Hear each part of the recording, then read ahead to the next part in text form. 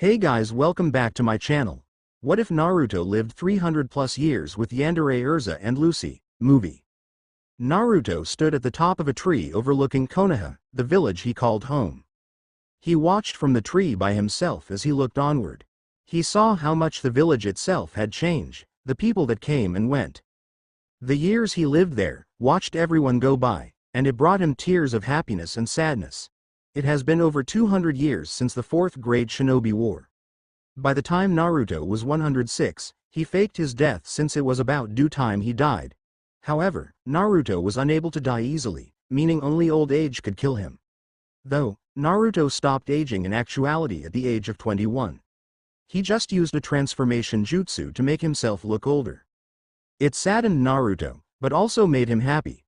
The system of shinobi slowly came to an end where only skilled people knew how to use chakra. The art of the shinobi was slowly dying, few people could truly learn to utilize their chakra. Many clans began to slowly intertwine with other civilians and clans. The Kages were still prominent leaders of their village, and everyone's names have gone down in history. However, all the villages continued to thrive, and everyone worked together.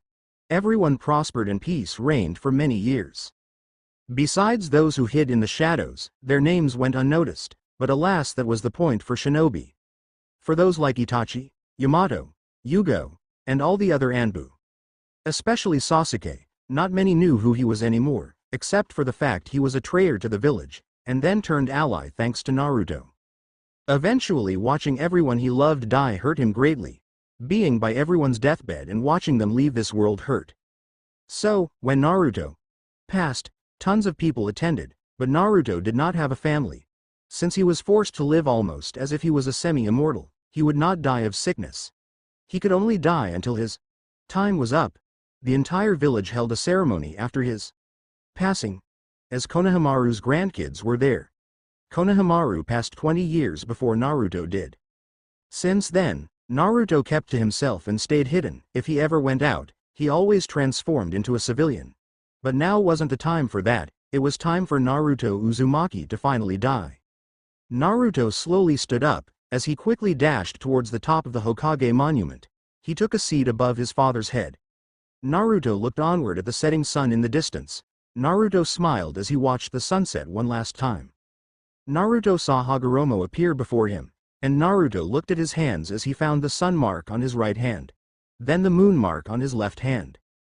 Hagoromo nodded his head and said, "Naruto, it is time." Naruto closed his eyes. Do you guys hear him? It's time. Geez, it's about time. Who knew another 200 years would feel so long? The deep chuckle from Kurama laughed from within Naruto. Man. Being in here for so many years has begun to eat at me. Shukaku roared from within looking at Kurama. Feels like it's been ages since we last saw the old man. Son Goku nodded his head ready for him and his siblings to move on. Naruto, we appreciate you doing this for all of us. Matabi purred thankfully to Naruto for doing this for them. Without you Naruto, we couldn't have gotten a chance to move on ourselves, Saiken said with an almost happy tune to his voice. We must always remember to be thankful for our brother. He is one of us after all. Shomei buzzed his wings. Of course, the one we could call our sibling. Kakuo nodded her head in agreement. It's been a real hell of a time with Ya, it's already a real shock that our time is up. Isobu closed his eye and sighed, it was sad to see everyone split up. Well, it's been a hell of a run Naruto, it's been fun. Yuki looked down at Naruto nodding his head. Naruto smiled as he looked back at the other tailed beasts in his mindscape. Yeah, it's been fun, I'm glad I was able to help you all anyways. Besides, there is nothing more I can do now. Had no idea you guys had a time limit on this place. Hagoromo smiled as he looked at Naruto. I appreciate your patience Naruto, but alas there is something I am withholding from you. Naruto tilted his head confused wondering what he meant. Hagoromo floated to the side to look at the sun setting with Naruto. This entire time I've spent asking other gods and goddesses a place to send you. Naruto's eyes widened looking at the old sage. I found a place, and I've been working on trying to make sure I can do my best. However, unlike Sasuke whose body did not retain my chakra. He was not immortal and could die from old age. Wait, are you saying, yes, Hagoromo nodded his head as he held up his right hand as the sun mark was on his hand. I ask you to wait and ask questions once I'm done. Now let me explain. For whatever reason your body acclimated to it, and it learned to store some of it in your own body. It changed your chakra, it allowed you to evolve from a normal human. With the 9 other Biju in you, your body has begun to produce its own unique 6 paths sage chakra. You now cannot die by normal means. Hagoromo closed his eyes. He felt bad for Naruto. I know it's hard to hear it, but I talked to someone. She and I can transport you to a new world and we can revert you into a child, sadly. We cannot remove your sun or moon mark, nor can we revert you to being normal. We can send you to a new world where you can start a new life and make new friends. Start a new family, but I won't force you. It's the only other option we got. Naruto didn't hesitate and asked, where will the Biju go? I don't want to keep them here in me. I'd rather find a place they can go so they can live. Hagoromo looked at Naruto for a second and shook his head. He chuckled and smiled. Well, I shouldn't have expected any less from you, Naruto. But yes, they'll have a place we can send them to.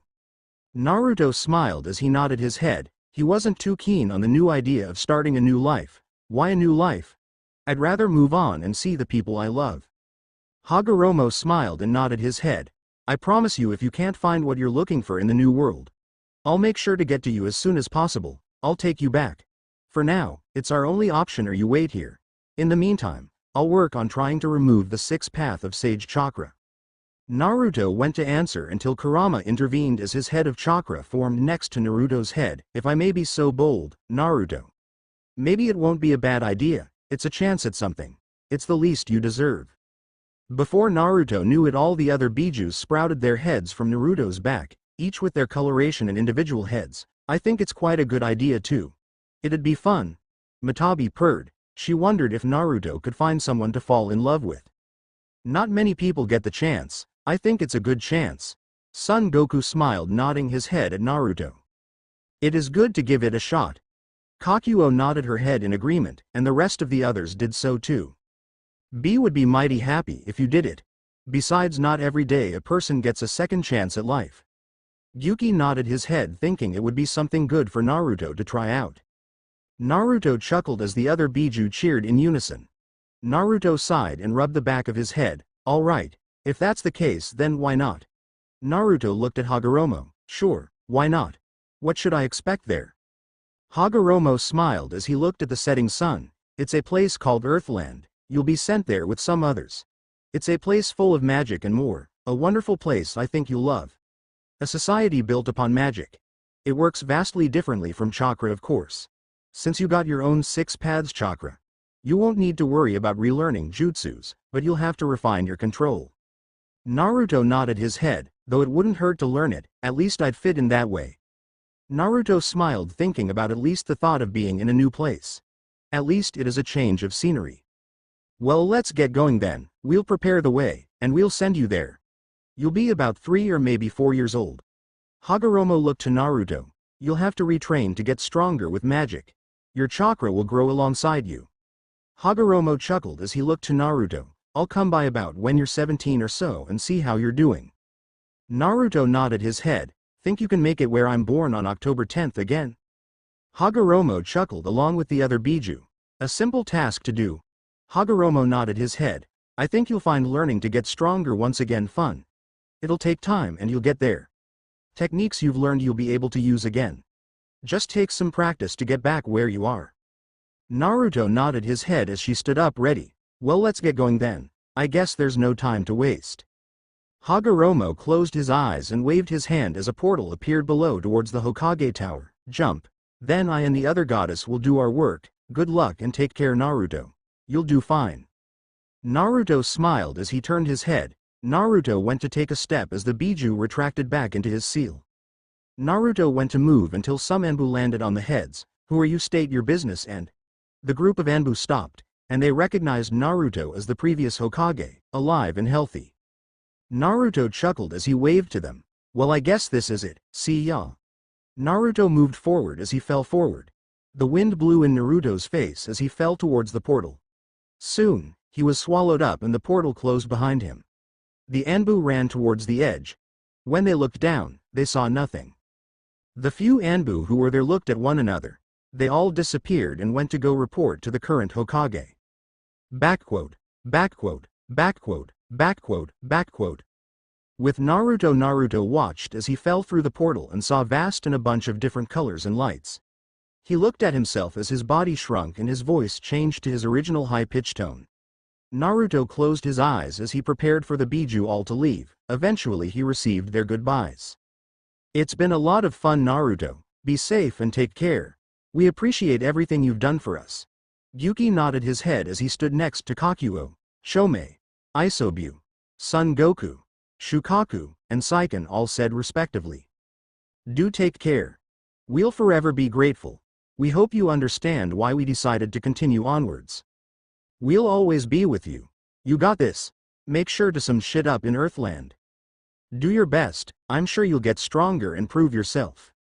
Naruto turned his head to see Kurama and Matabi still within him. Don't worry, kid, we weren't gonna completely leave ya alone. I wanted to stay.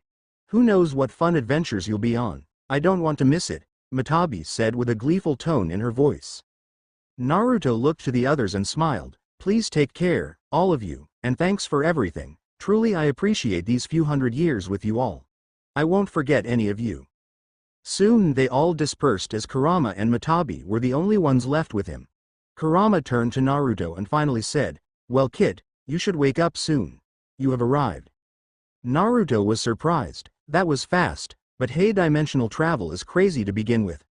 Naruto nodded his head and said, Well, I guess it's time to wake up. This should be new. Naruto soon left the mindscape to wake up in the place called Earthland. Backquote, backquote, backquote, backquote, backquote. October 10th, Alvarez Empire Age. Naruto's Earthland Age. 3. Originals Age. 288. Naruto slowly opened his eyes to find himself on the grass. Naruto slowly sat up as he placed his hand on the back of his head and rubbed it. Naruto slowly sat up and looked around and found trees and flowers. Naruto looked down to find himself wearing the black and orange outfit he got with Jiraiya after his training with him. The only difference was that it was small enough to fit him in its current state. Just then Naruto looked around to come face to face with something irregular. He looked to see a snout looking directly at him. The beast that the snout belonged to slowly sat up. The beast towered over Naruto and looked at him curiously. Naruto was surprised to see a beast of this size. He was gargantuan, and this was something he didn't expect. The beast had light-colored scales running all over its body. The beast has a dark-colored fiery mane running down its back and arms, which appear to be connected to its feathery wings. While having 3 pairs of extensions from its jaw, the beast has a dark-colored wing-like design over its eyes that's complemented by 2 oval designs right above it, the bigger one on the bottom and the smaller one on top. The beast also has them on its paws, 4 extending from the forearm and 3 on each finger. There's a noticeable border above its nostrils that divides its mouth from its face, extending near the back of its head. Finally, the beast has a pair of jagged horns extending from the base of its skull and feather-like scales extending from the back of its knees. The beast lowered its head to come face to face with Naruto. What is a human like you doing in these parts? Naruto was relatively surprised he could understand this beast.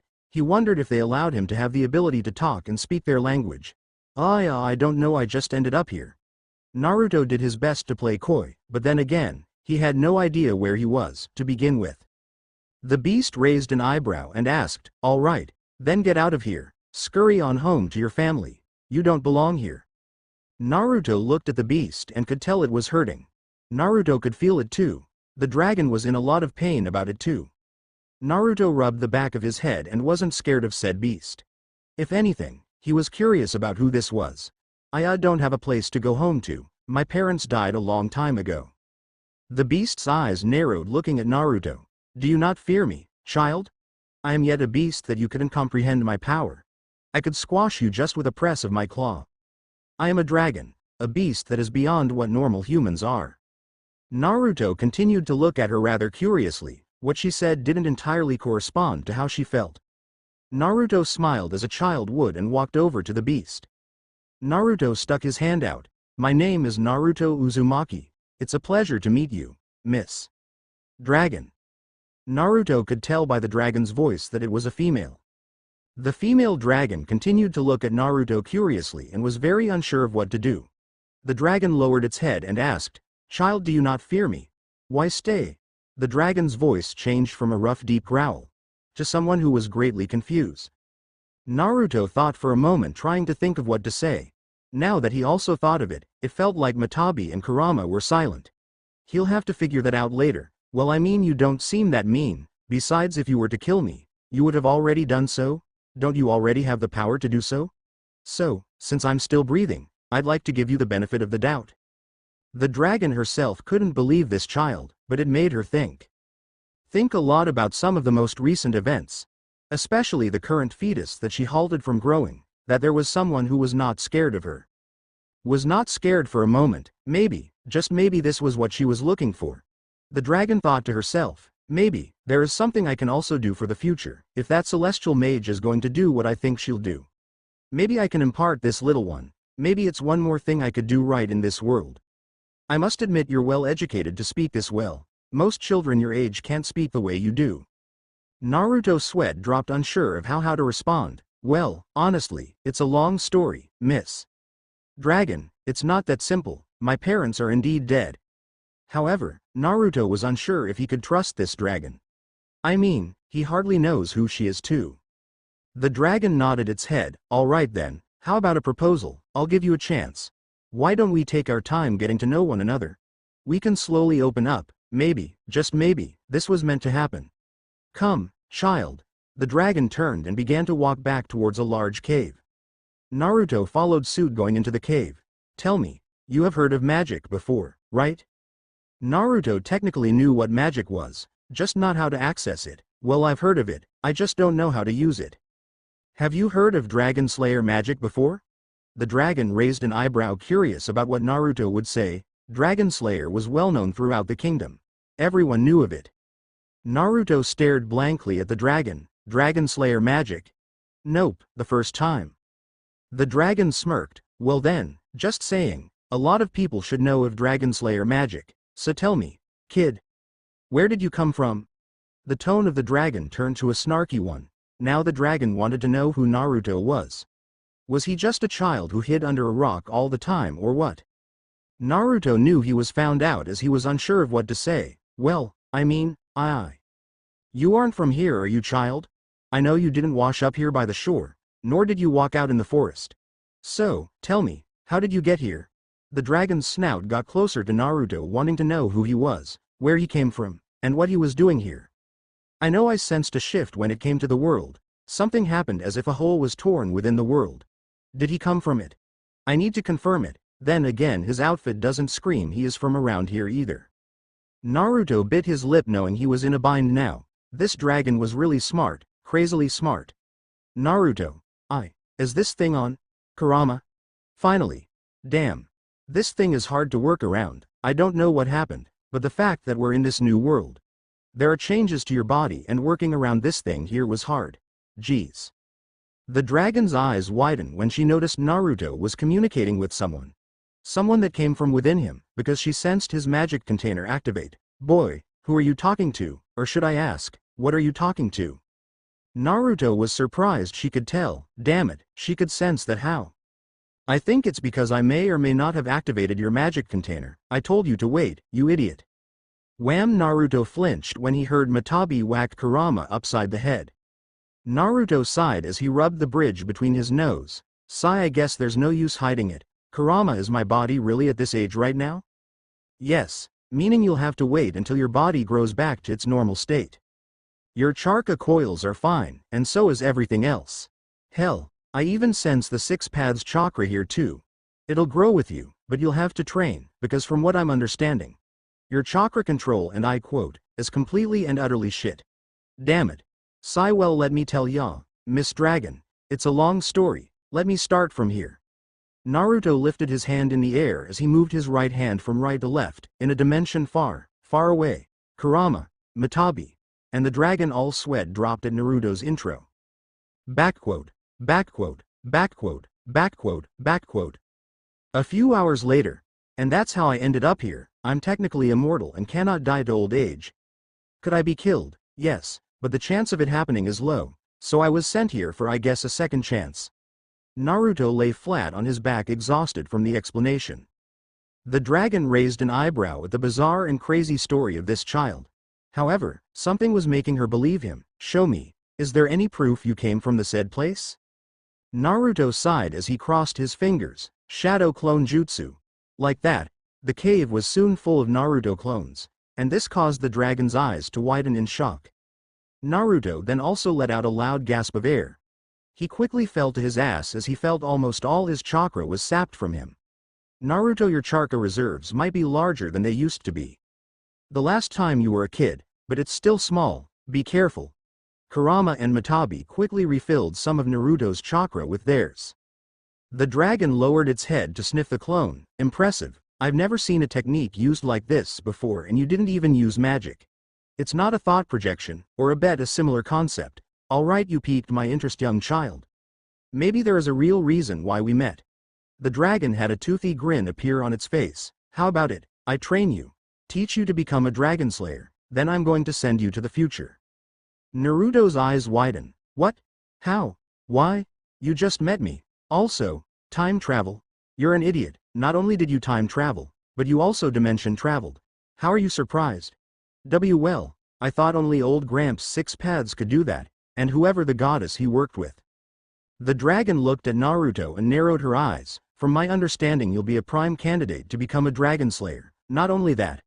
Also, I want to know more. Tell me about yourself. The only thing you told me was about your experiences as a shinobi and who and what you had to fight.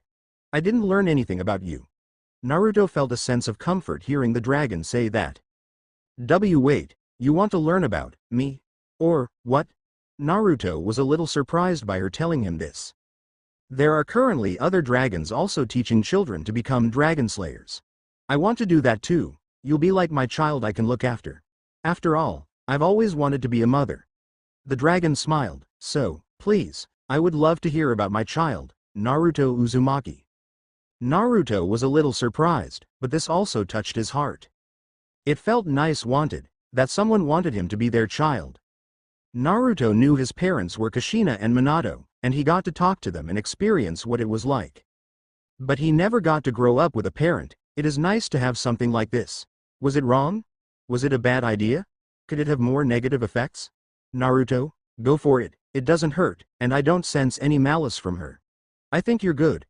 Kurama added, wanting Naruto to get a chance to experience what it was like to have a mother. Naruto smiled looking up at her and asked, so, what's your name? The dragon smiled and said, my name is Rose Red. I'll be teaching you how to use Sage Dragon Slayer magic. Backquote. A few months later, Sage Dragon Roar. Naruto let out a bellow that covered a vast majority of the forest, which caused an explosion. The flames themselves were light green, and the explosion was a ball of red fire. Rose smirked, proud of Naruto. I'm impressed to see you come this far in such a short amount of time. Granted, you're from an entirely other dimension, with a new body, you've adapted to Dragon Slayer magic quite easily. It's powerful. My question is if your body can keep up with your magic. Naruto didn't like the idea of having motion sickness. Yeah, no, I'm not gonna deal with that. I'll nip it in the bud and make sure my body is in top peak condition.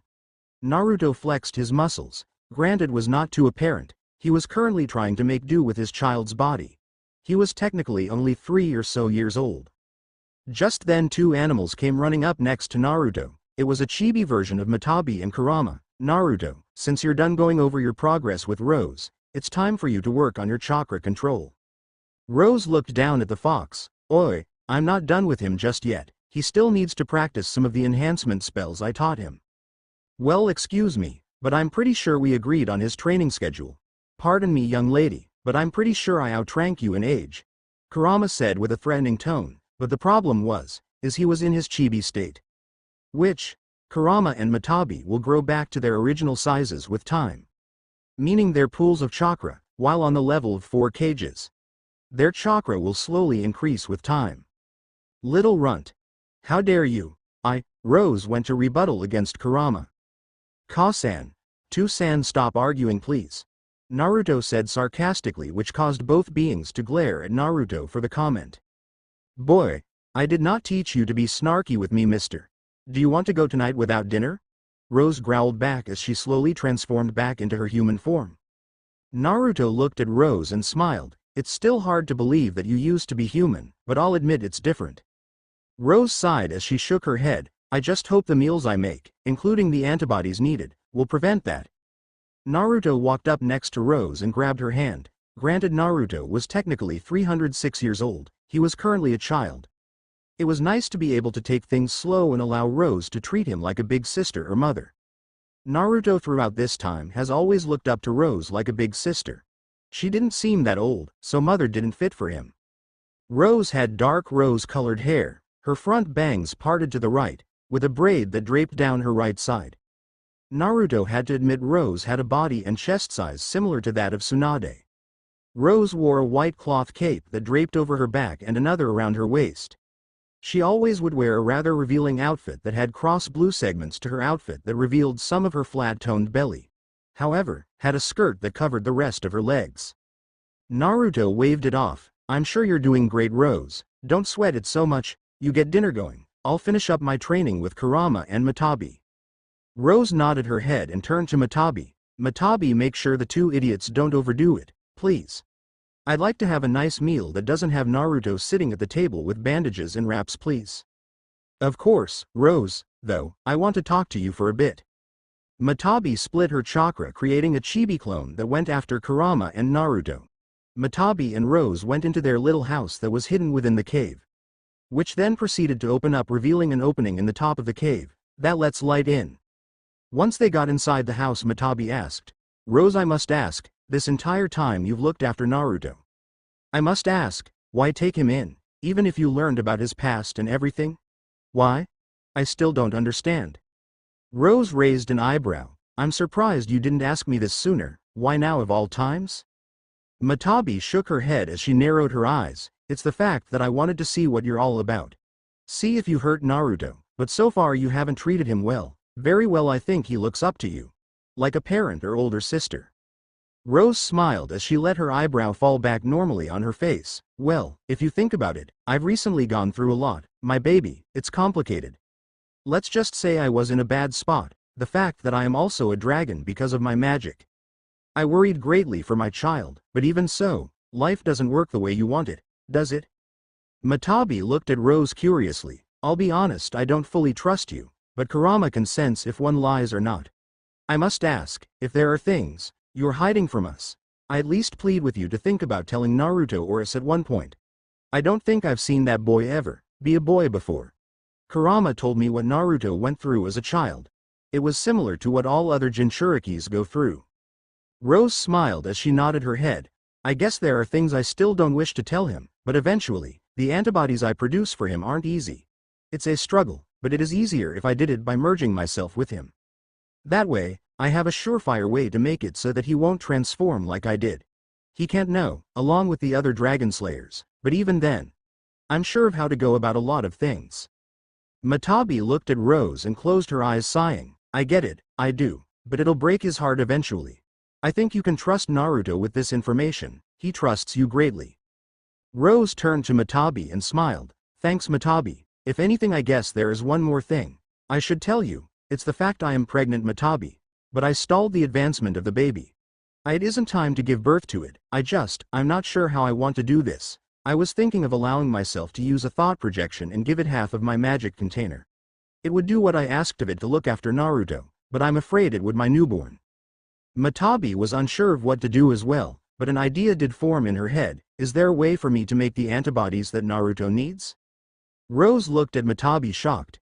Well, if I remember correctly, there are ways for you to learn, but it could cause you to be a Biju dragon if that is even possible.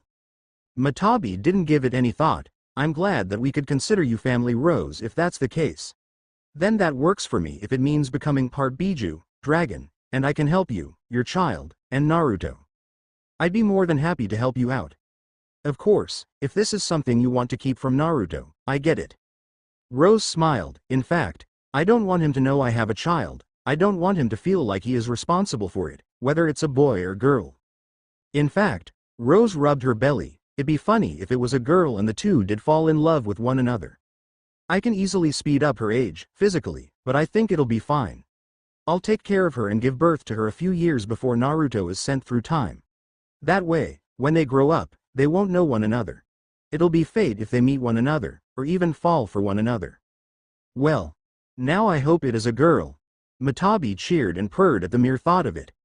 This caused Rose to chuckle with Matabi. Matabi now understands Rose's and her choices. It was something she was okay keeping secret from Naruto. Backquote, backquote, backquote, backquote, backquote. Time skip 4 years. Alvarez Empire age. Naruto's Earthland age. 7. Real age. 292. Sage Dragon Roar. A blast of light green fire shot towards Rose as she tanked the attack due to her dragon scales.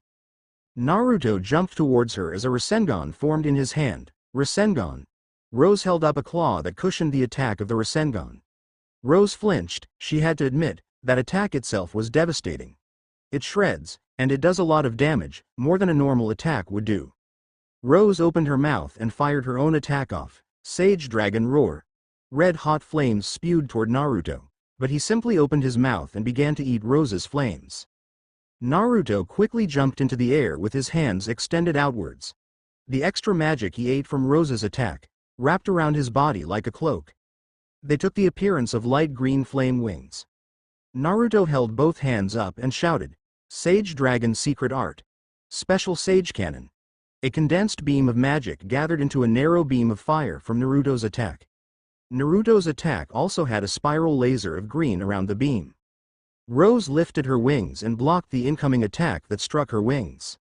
She smiled behind her wings. He has grown so much and so quickly over these past few years. I'm impressed he was able to fire off such high-level spells so easily. He'll be a powerful foe for anyone who dares goes against him. Rose quickly flared her wings out, which deflected the rest of Naruto's attack. Impressive. Now show me what you can do. Rose charged forward as she changed back into her human form with her hands ready to fight. Naruto noticed what his parent-like figure wanted him to do. He ran at her, engaging her in hand-to-hand combat. Rose threw a right-hand chop to the left of Naruto's head. He quickly brought his left hand up to not block. Instead, he redirected her attack and went to attack with his left hand. Rose went to block with her left hand, but saw Naruto reel his left hand short of its mark. A faint, sneaky little. Naruto threw his right hand toward Rose's solar plexus. Rose smirked instead of shifting her body or her arms to block his attack. Rose allowed herself to lower herself down to Naruto's height. Before Naruto knew it, his hand punched into Rose's left boom, cushioning Naruto's attack. Ack! Rose, what the hell? Naruto screamed out as he retracted his hand. Rose quickly swept her feet under Naruto's, causing him to fall flat on his ass. She then aimed her knife fist at Naruto's throat. I win this time. Naruto looked up at Rose, annoyed. Cheater! Rose giggled as she offered her hand up to pick Naruto up. If I remember correctly, when it comes to a life or death battle, fairness does not exist. Besides, pretty sure you're a self-proclaimed perv for training under Jiraiya-sama. So educated me using pervy techniques against your opponent is cheating? Just then Matabi and Kurama, who were now about the size of a full-grown wolf, came walking up. Matabi smirked and said, "Oh yeah, totally fair when you pulled out the reverse harem jutsu on her. Even then it did almost succeed." Kurama simply rolled his eyes. "I can't believe you still even have that jutsu, grr." Kurama despised that jutsu along with the Waijutsu itself. My strongest host ever, and he uses perverted attacks, pathetic. Naruto closed his eyes, crossing his arms over his chest and looking away. Oi, it worked on Rabbit Granny. Rose chuckled as she gestured them to all follow her. Besides, Naruto, it's time. We talked about this, remember? Naruto's eyes widened. Wait? That was today? Kurama and Matabi looked at Naruto with saddened looks in their eyes. Rose looked at Naruto with a saddened expression. We worked hard together, you learning some of my enchanting magic and other spells, including my Sage Dragon Slayer and Matabi's Hellfire Dragon Slayer magic. It was a lot for you to learn, but you did it. Naruto frowned. Does this mean I'll never get to see you again? Rose? I don't want you to go, can't you come with? Naruto placed his right hand on his left bicep and gently rubbed it. We've been together for 4 years, and I don't want you to leave. I liked being with you. You've given me what I've always wanted. Someone to love and care for. You're practically family to me, Rose. I don't want to lose you. Rose understood Naruto's plight and his love and admiration for her. She placed a hand on his head. Yes, I understand your argument and the things you've been through. I wish there was more I could do, but I need you to travel to the future. Like we talked about, it's nothing we can do, my dear Naruto. I love you very much, but your place isn't here. There is yet a greater evil out there. We talked about this. You made me a promise. That when the time was right, after Acnologia is finished off, I would then get to rest in the peace as well.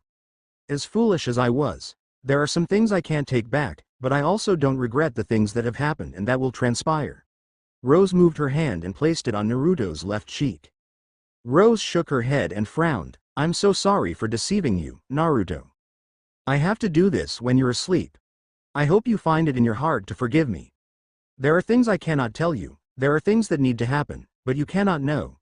Due to the flow of time, I'm sure there are so many things that have already changed, and I wish to not cause more problems than there already are. So, please forgive me, but I will not be accompanying you. Rose began to wave her hands as they began to glow a dark purple. Naruto went to argue, but soon found himself sleepy. Wait, why am I? I can't move. I can't speak. Naruto found himself falling forward as Rose smiled as she gently laid Naruto on her lap. Kurama and Matabi returned to their seals. Naruto saw Rose's lips move and heard her speak. I'm sorry I lied to you. My real name isn't Rose, but I'm sure we'll meet again. Naruto, I'm so proud of you, and I love you. Naruto read what her lips said and watched as tears ran down her cheeks. Before he knew it, his entire world went dark. Backquote, backquote, backquote, backquote, backquote. With Anna Heartfilia * July 7th age, late X380s. Okay, the plan is in motion, and everything is set. Anna looked at Zareth. I can't believe that this is what you want to do. Just so they can kill you in the future. Zareth nods his head. Well, as long as I want to be killed, I'm sure Natsu will be able to do it. Zareth looked down at the sleeping children who were ready to be sent into the future. Just then someone appeared behind them. Anna was on guard looking at the woman who now stood there. However, the woman was standing there with a blonde boy who was a bit younger than some of the others. However, was older than Wendy. Just who are you? Anna asked defensively. I mean no harm. Zareth, I'm sure you remember me. The name is Irene Belsirian. Irene looked at the boy in her arms and kissed his forehead. This one here is Naruto Uzumaki, my child I took in. I already have someone working on his antibodies to prevent him from becoming a dragon. I was hoping you would grant passage to send him too. Anna then relaxed and smiled. I see no harm. Granted, it might be surprising, but I see no problem with it. Zareth looked at Naruto. He could sense a great deal of power from him. That was still hidden and yet to be unlocked. I see no harm. Whoever he is, I can't wait to see how strong you'll become. If Natsu can't beat me, maybe he can. Irene gently laid Naruto down, but once she did, she found tears rolling down her cheeks. It was like she was giving up her child. Even if it was only for 4 years, she looked after him. Fed him, clothed him, taught him, she passed as much knowledge to him as she could. It was the first time she had ever gotten a taste of what being a mother was like. Irene rubbed Naruto's cheeks. My sweet boy. Take care. Remember, I will always, always and forever love you. She knelt and kissed Naruto on the cheek. Irene slowly stepped back as Anna Heartfilia went to do her thing to open up the Eclipse Gate. Backquote, backquote, backquote, backquote, backquote. July 7th Earthland Age, X777. Naruto's Earthland Age, 669. Physical Age, 7. Layla Heartfilia breathed tirelessly as she opened the gate to the Eclipse Gate. She saw a total of 6 lights come out of the gate. She saw them shoot across the sky in different directions. However, she did note one ball of light shot toward her house direction. Layla turned towards her comrades to figure out what to do next. Backquote, backquote, backquote, backquote, backquote. July 8th Earthland Age, X777. Naruto's Earthland Age, 669. Physical Age, 7. After she failed attempts to get the King of Fury, Toma, to have the gate destroyed, he refused, and even then Layla was forced to use her own magic and life force to replace the one celestial key that was missing. Layla had a carriage take her back home to see her daughter Lucy and her husband. Layla couldn't wait to be home and spend what time she had left with her daughter. Just then the carriage stopped as the driver called out, "Layla Sama, we have a problem in front of us." Layla, even though exhausted, stuck her head out the window. What she saw shocked her. There was a large gap in the middle of the road. It's as if a comet came crashing down toward the ground and carved up the ground. Layla felt as if all her exhaustion left her body. She bolted out the door. Her driver, Jarvis, knowing Layla's condition, shouted, "Layla Sama, you shouldn't be up, your body. Screw it. If it's one child that landed here, at least I can try to do something." Layla ran along the giant scar across the ground. The tail end was rather narrow, but it was clear as the scar became bigger and bigger, something landed here. Her driver eventually arrived and walked alongside her. Soon the two came across a sleeping boy. He had spiky blonde hair and 3 whisker marks on each cheek. Not only that, but his outfit was not the normal attire someone would wear in this timeline. She gently lifted the boy by his neck. She smiled. "This must be one of them. I didn't expect 6, but maybe there was one more that was added in. Nonetheless, maybe I can give this one a head start on their journey. Then maybe Lucy can also figure out what she wants to do."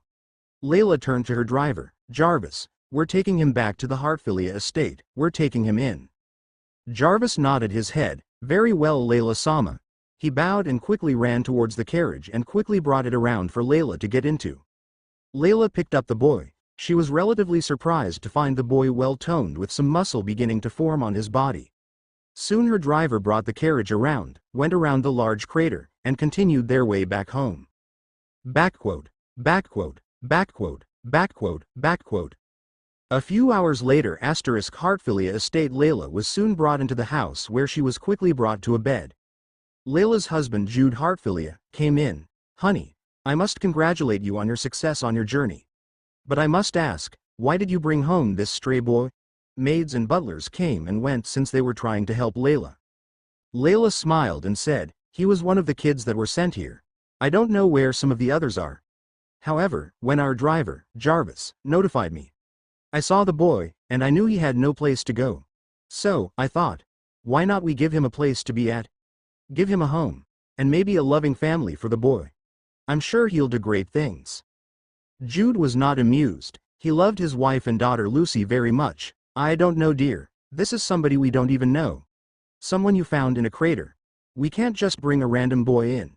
Besides, we don't know what he is like, honey, whatever this thing you were a part of. I love you. I took my step back and you did what you were supposed to do.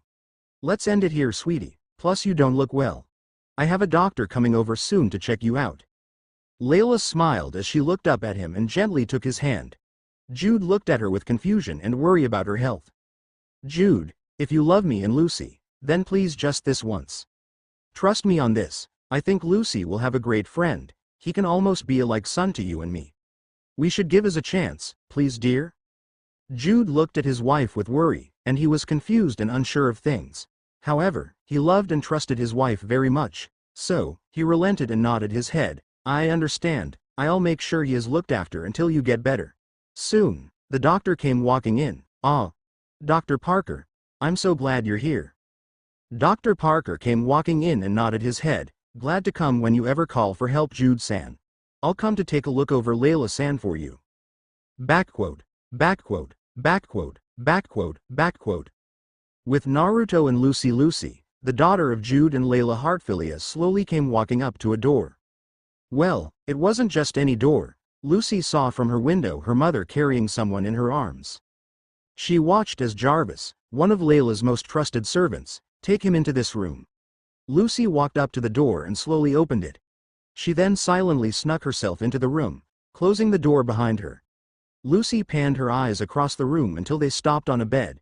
She saw the boy with blonde hair and a strange outfit, laying on the bed. She slowly and silently made her way up to the bed and slowly got on. Lucy slowly and quietly got onto the bed and she stared at the boy with curiosity. Now she was closer. She noticed the 3 whisker-like marks on both of his cheeks. Lucy slowly crawled up to the boy, looking at him curiously. She placed a finger on her lip and asked herself, "I wonder if those are real. Did his parents seriously let him get a tattoo?" Lucy tilted her head looking at the boy. No, that sounds unlikely. I wonder what his name is. I wonder how they feel. Lucy extended her hand out towards Naruto's cheek. Slowly, but surely, Lucy found her hand up against the boy's cheek. Soft. Lucy giggled as she then moved them across one of his whiskers. Just then the boy moved slightly in his sleep. Wait, can he feel me touching these? Lucy went ahead and then only let her finger glide across his whisker marks. Much to her enjoyment, she hears a light, prrrrrr, prrrr, purring-like sounds coming from the boy's mouth. Whoa, he purrs almost like a kitten. I wonder if boys like him have these. Wait, Oto-san doesn't have these, but why does he? Now I want to know his name. I want to know who he is. He needs to wake up. Lucy then smirked as she moved her fingers over to Naruto's nose. She giggled as she then gently pinched her fingers over his nostrils. Momentarily the boy stopped breathing as Lucy waited for his reaction. However, what she didn't expect was the boy to slap her hand away.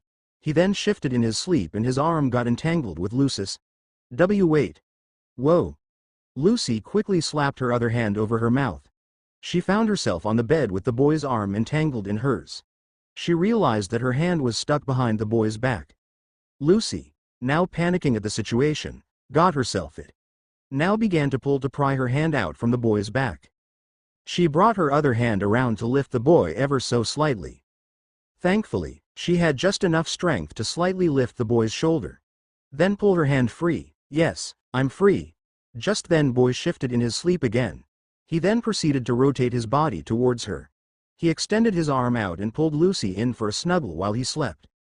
Lucy found herself blushing as she felt the strange boy randomly hugging her. How did this happen? I just wanted him to wake up. But he sleeps like a log.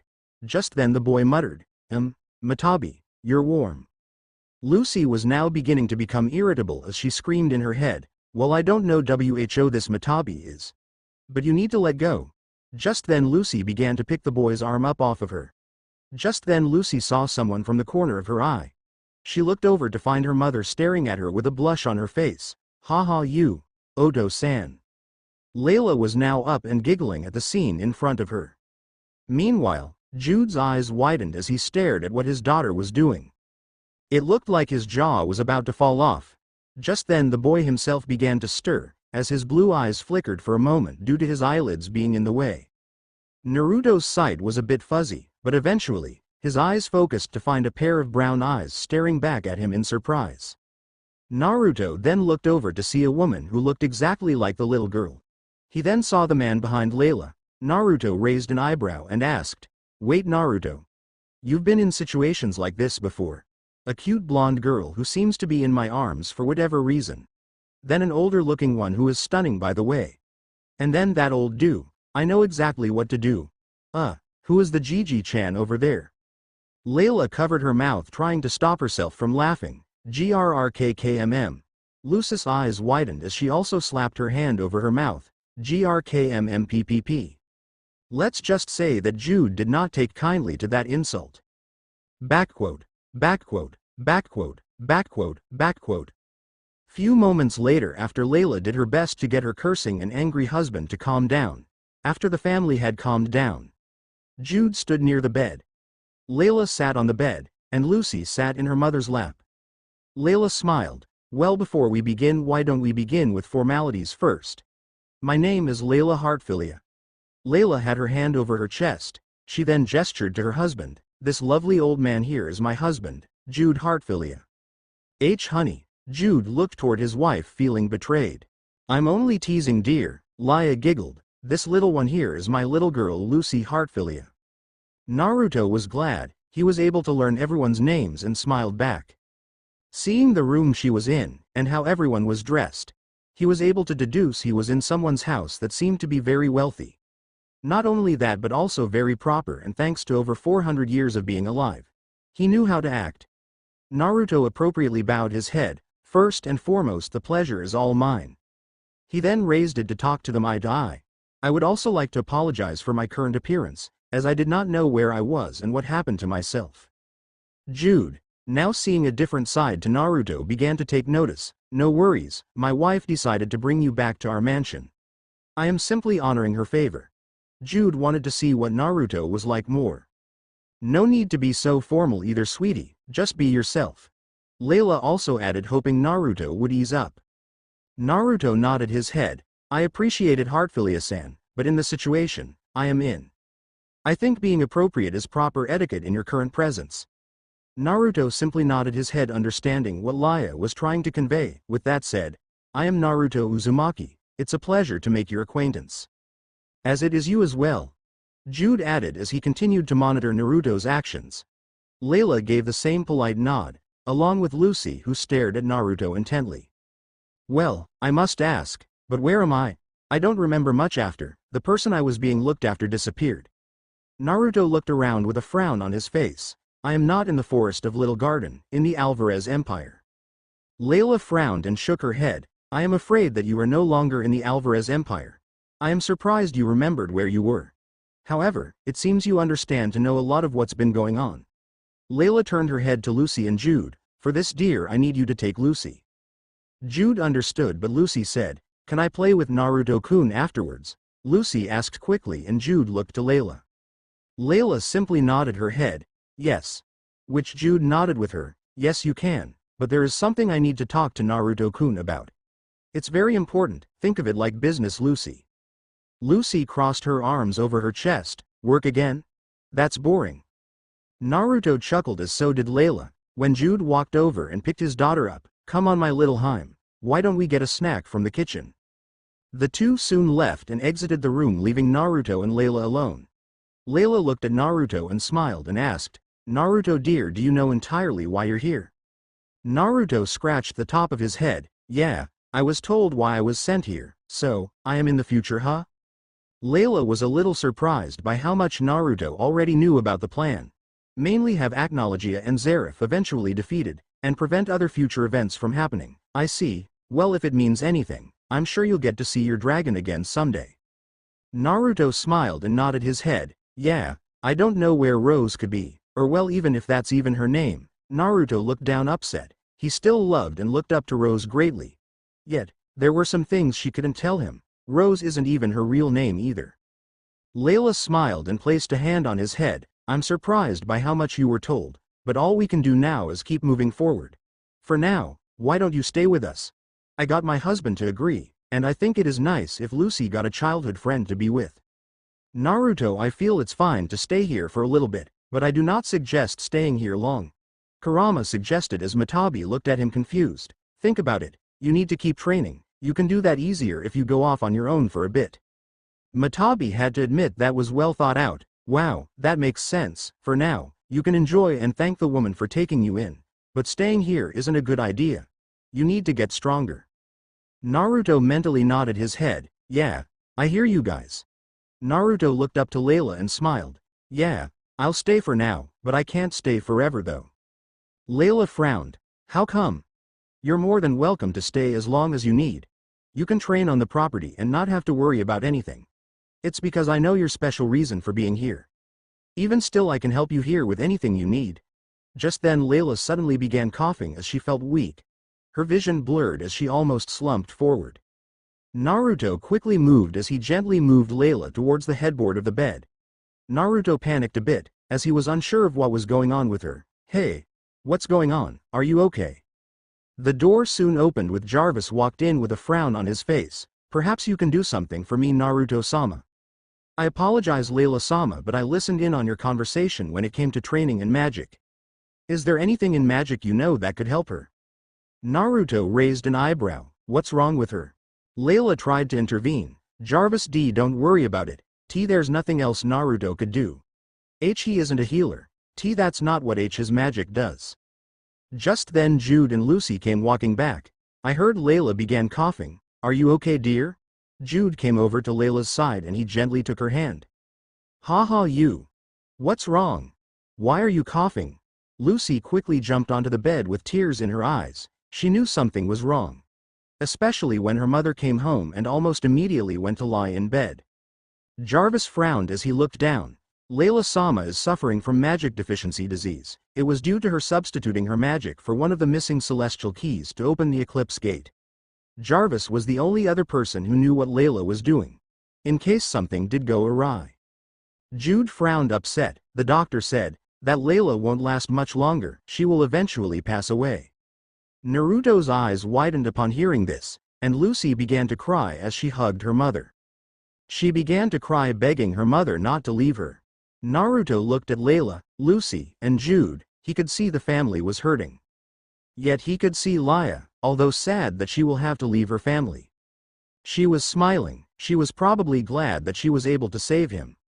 She sacrificed her well-being to make sure he and the other Dragon Slayers made it through the Eclipse Gate, just so they could beat some guy named Zareth and Acnologia. Naruto's hair covered his face. It's not fair that another child gets to lose a parent. Naruto didn't want to play God or manipulate things. He knew things like this had repercussions. If I were to interfere, how much would it change things? Would I disrupt what Layla and the others had planned for the other Dragon Slayers? Naruto didn't know what to do until a voice spoke up. Naruto, you do what you feel is right. If you think you should save her, then do so, whatever you choose. No, Kurama and I will always believe you made the right choice. Kurama stayed silent, showing he was agreeing with what Matabi said. Naruto opened his eyes and turned to Layla. Naruto then looked at his right hand. Kurama, Matabi, do I always have the six-path chakra active? You do. Kurama responded, which made Naruto wonder what he should do. He did prevent Might Guy from dying after using the 8 gate. Naruto turned to the Heartfilia family and asked, Layla, Jude, Lucy, and Jarvis, promise me whatever happens in this room you guys won't ask me questions.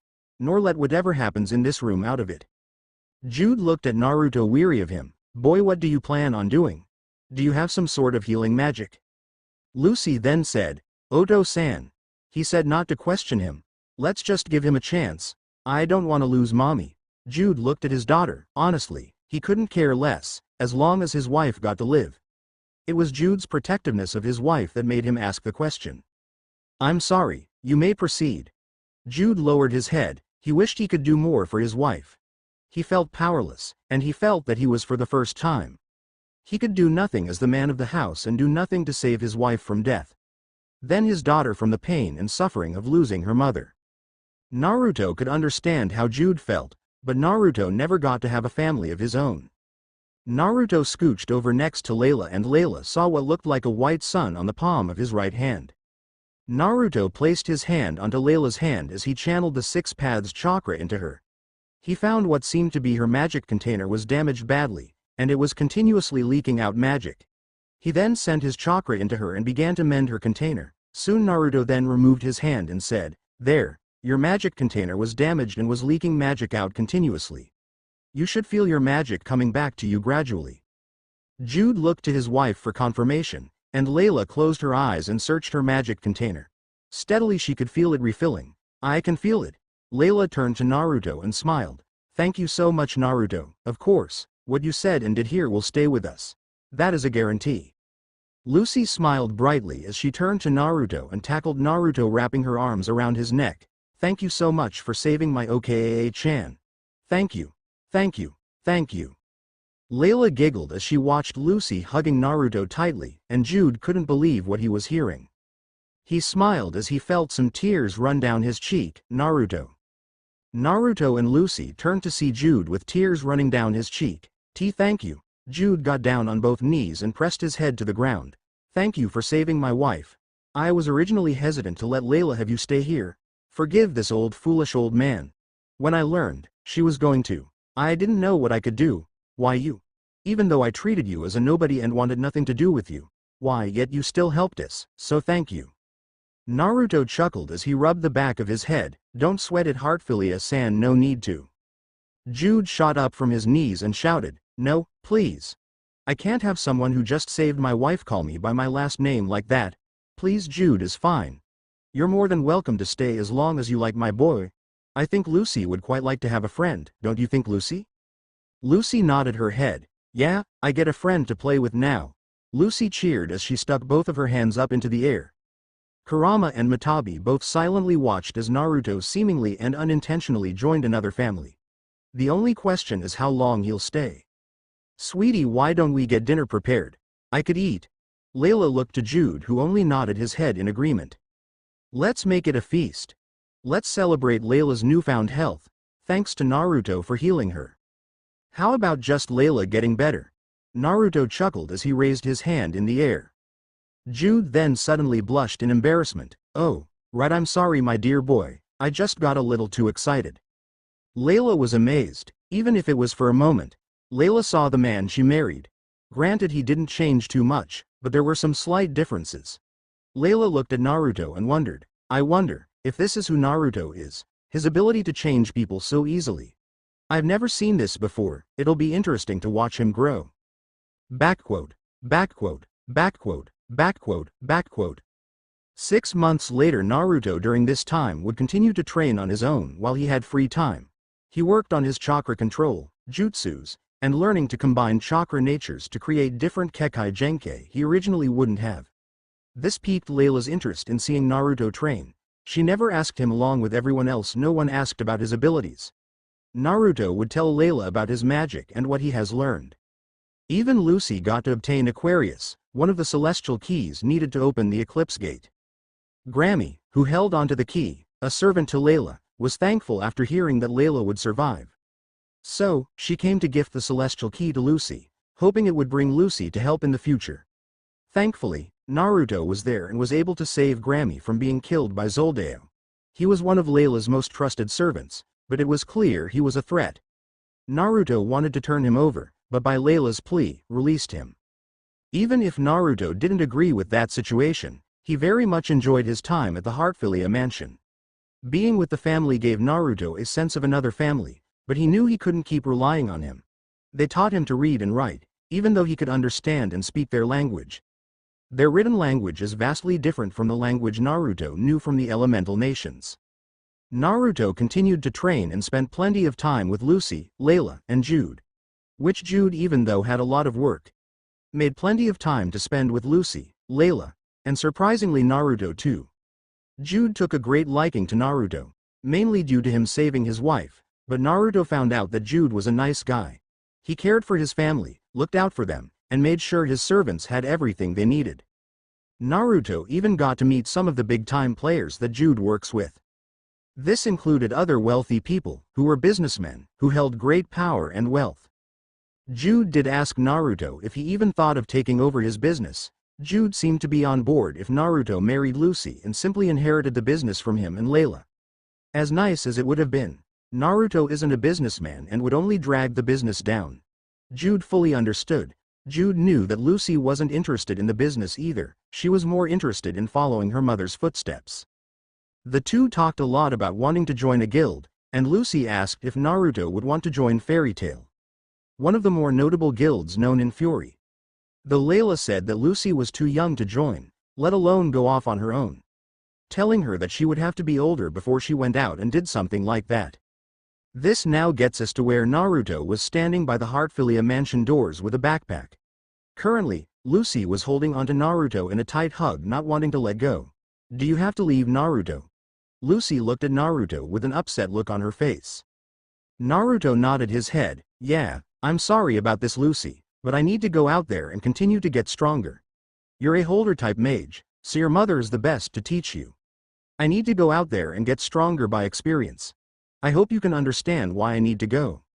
Lucy frowned. "I know, but I'm just going to miss hanging out with you. It was fun having a friend to play with or hang out with." Naruto simply patted her head. "I'm sure we'll meet again, Lucy. Just for now I need to go my own separate way." Naruto then looked up to see Jude and Layla come walking into the front room. "Besides, you got a baby brother that you'll have to look after." Naruto could see Layla, who was 6 months pregnant with their newest addition to the family. Jude had a small smile on his face. "Do you have to go, son? You know you're allowed to stay as long as you like." Jude began to see Naruto as one of his children, but he couldn't say that. He and Layla agreed to not treat Naruto like their own child, as much as they wanted to. It was due to Lucy. They didn't want Naruto to feel like they were a family. That way, if Naruto and Lucy ever got together, it would be something easier for Naruto to get the idea for, so he didn't look at Lucy like a sister. "Yeah, I do, but I am very thankful for what you and Layla have done for me, as well as Lucy for keeping my company and having someone to play with." Naruto turned to Jarvis, "As well as all the tips about life too, Jarvis." Naruto nodded his head towards the butler, who also nodded his head. "Of course, Naruto-sama, it was my pleasure." Jarvis gave a polite bow. Lucy frowned as she looked at Naruto. I will see you again one day, right? If we do, can we meet at Fairy Tail? Lucy brought her head into Naruto's chest, hugging him. Naruto smiled as he held up his hand to give her a fist bump. Then let's do this, Lucy. Get stronger, go through those fighting styles I taught you. Make contracts with your celestial spirits. I'll promise to continue getting stronger and meet you at Fairy Tail once we're ready to do so. I'll either meet you there, or wait for you. Let's make it a promise. Naruto Uzumaki never, ever goes back on his promises. Lucy went from an upset pouting look on her face to one that is smiling and holding hope. All right. I promise you. Lucy smiled back as she hugged Naruto closely. Naruto and Lucy gently broke their hug. Be a good big sis for your little brother, okay? With that said, I'll probably head on out. Naruto waved to everyone with a giant smile on his face. I appreciate everything you've done for me, guys. I'll be sure to write and stop to visit when I'm in the area. Naruto opened the door and walked out. Once he did, he saw the other maids and butlers. He knew and helped out when he could, standing in two lines split between butlers and maids. Be well, Naruto-sama, they all said in unison, which they bowed to him. Naruto shook his head, turning to the butlers. Take care, everyone. Carl, Sam, Evan, Steve, and Simon. Naruto then turned to the maids, Lily, Kathy, Naomi, Satellaizer, Ingrid, and Elise. Naruto continued to walk ahead through the garden to go off on his adventure. Jude, Layla, and Lucy came walking out to see Naruto walking away. Lucy watched as he walked away and mumbled, better not find another girl, other than me. Lucy began to think back to what Aquarius said about her not having a boyfriend. It kind of annoyed her thinking about someone else being with Naruto other than her. Layla watched as the boys she took in for a bit walked away. She understood why he couldn't stay. He had to go out there and get stronger. Doing so can prepare him for the future.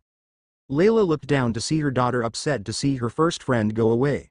Layla smirked, so you going to miss Naruto, Lucy? Lucy nodded her head, I'm sure you'll see him again someday. Lucy said nothing. What'll happen if he makes new friends? It'll be okay, I'm sure we'll all be friends, Lucy responded. What if he finds a girlfriend? Layla giggled as she looked at her daughter once again. What, no, he better. Lucy turned to her mother angrily but froze as she saw the smirking faces of her parents. Jarvis chuckled as he said, looks like Lucyheim has a crush. Should we expect Lucyheim to marry Naruto? Jarvis. Lucy screamed in embarrassment as Lucy placed both hands on her face to try to hide her blushing. Backquote, backquote, backquote, backquote, backquote. With Naruto looked up at the sky as he walked. I wonder, where do we first go? Well, if anything, we should head to a place where there are creatures to fight. That way, if we can get ourselves accustomed more to magic. Figure out where we need to go, and what we need to do. Kurama noted importantly that Naruto nodded his head. Should I even think about joining a guild, specifically Fairy Tail? Naruto asked, wondering what Matabi and Kurama's thoughts were. I think for now you should just train, figure out your magic, and continue your training with chakra. Besides, your control is already still at best Jonin level right now. You got a lot of catching up to do. It will be a while before you even get back to your original state. Matabi stated wisely. She didn't want Naruto to get upset or frustrated since he has to start all over again. Naruto nodded his head. Well, let's begin our adventure in this world. We won't know what it's like until we get out there. We also need to get stronger. That way, whatever is coming, it's not a repeat of the Fourth Great Shinobi War. Naruto smiles as he looks up at the sky. Yeah, I won't lose anyone, not again. Naruto looked at the ground, as all his fellow shinobi he graduated flashed through his mind. He hopes that this world never sees war. Because no matter what world, place, or time, war never changes. Backquote, backquote, backquote, backquote, backquote. Time skip 10 years. July 2nd, Earthland Age. X 784. Naruto's Earthland Age. 679. Physical Age. 17. Naruto Uzumaki became one of the biggest mysteries to the current Magic Council and one of the infamous mages who wasn't part of a guild. There were plenty of rumors, stories, and gossip about him that continued to go through the grapevine in Magnolia. So much so, other guild masters sent their own to try to find Naruto and recruit him. However, they were mainly the dark guilds that hunted for him. That are some of the well-known ones like Phantom Lord, Lamina Scale, and Blue Pegasus. Naruto made his way towards Fairy Tail, after many years of waiting, as well as a few years of being MIA from a certain Heartfilia family. He still wrote, just didn't visit since he was quite busy. When he meant busy, Naruto was currently busy with either doing side jobs or well-being a certain someone he thought would be great for this world. I wonder how much Lucy has changed. Been 5 or so years since you last saw her, NYA. I can't wait. Naruto. Think any of those girls we met on our travels ended up growing up to be possible mates for ya? Matabi continued to cheer and purr within Naruto's seal, which made even Kurama chuckle. I must agree, if ya wanted to you could have quite a few girlfriends. Kurama smirked as he lay in the seal with his front paws crossed and his head resting on them. Naruto simply shook his head. I think you two are thinking too much about it. It'll be nice to see them again. I just hope I've gotten strong. I want to know how strong some of the wizard saints are. Maybe even test my skills against an S-class from Fairy Tail. If I correctly remember some recent S-class from there is Erza Scarlet, Mirajane Strauss, Laxus Drayar, Gildarts Clive, and finally, Mystogen. Naruto soon saw the Fairy Tail Guild off in the distance. Naruto hopped to the roofs of buildings and began to run in a streamlined fashion. Naruto didn't bolt for it, but he ran at a steady pace so he could look at his surroundings. Bah! You'll be able to crush them all with ease. They're nothing compared to your and our power. Kurama said boastfully with a large grin on his face, that way you can show off to that Lucy girl. Naruto just sighed, deciding to ignore Kurama and this entire conversation of dating anyone. Especially having anyone close like a significant other. Naruto soon found himself at the entrance to Fairy Tail and opened the doors. Naruto looked in to find the entire guild in an uproar. Naruto saw a boy with pink hair in a fight with a boy with black hair who had nothing but pants on. Another person had white hair, was big and buff, was shouting things about being a real man. And a bunch of other members were in a fight. Naruto continued to pan the entire guild, seeing a bunch of people until Naruto's eyes landed on Lucy. Naruto couldn't believe how much she could grow in 5 years. Lucy was wearing her typical ponytail using an orange scrunchie. Lucy ended up growing up similar to her mother Layla. She inherited her mother's buxom figure and her curvaceous body. Naruto saw her talking to a girl with a slim young woman of below average height. She has long, white hair which curls slightly at the ends, with 2 bangs framing her face and reaching down to her chest. Her hairstyle's most distinctive trait is a short, upward ponytail obtained by gathering and tying the hair covering her forehead. She has large blue eyes and a curvy, voluptuous body, with large S. The girl adorned a sleeveless, ankle-length maroon dress with a pleated skirt. The chest is adorned by a large, pink bow. And similarly colored trimmings frame the rather ample neckline, acting as straps, and a circle around the waist. The white-haired girl was to Lucy's right with another girl with a white head to the left of Lucy's side. The girl to Lucy's left also had white hair that was about neck length. She wore a short, dark red dress with a white collar and bow. Up on her arms above her elbows, she wore gold rings with a pale pink fabric flowing down from them. She wore tall, black socks along with brown shoes. Naruto smirked as he looked left and right as some Fairy Tail members looked at him. Naruto began to walk in towards the bar over where Lucy and the 2 girls were. However, when the crowd that was fighting began to move closer to Naruto, Naruto saw the big white-haired man flung backward toward the girls at the bar. Naruto quickly dashed forward, hoping to prevent him from hitting the girls. Lucy, Mira, and Lisana, who were talking, were interrupted when Lucy shouted, "Look out!" Lucy screamed out as she lifted her hand to block the giant guy from hitting them. She lifted her right foot and shot it out, hoping to kick the guy, redirecting him away. Just then someone moved in front of her as her foot connected with the man. Lucy still pushed all her momentum into her leg and followed through. However, once her foot made contact, her foot continued as the man was sent flying to the side, with the big giant white-haired man went tumbling to the side. Naruto, not seeing Lucy going to kick, shouted, "Oh Kami!" as Naruto was sent flying at a nearby table, crashing into it. Mira and Lisana both chuckled. Lisana said, "Oh boy, that was Elfman knee, he can be so clumsy at times. Ahahaha." Mira shook her head slowly to the left and right. "Gotta admit I feel bad for the boy you just kicked. Have to admit though, you got a strong right kick."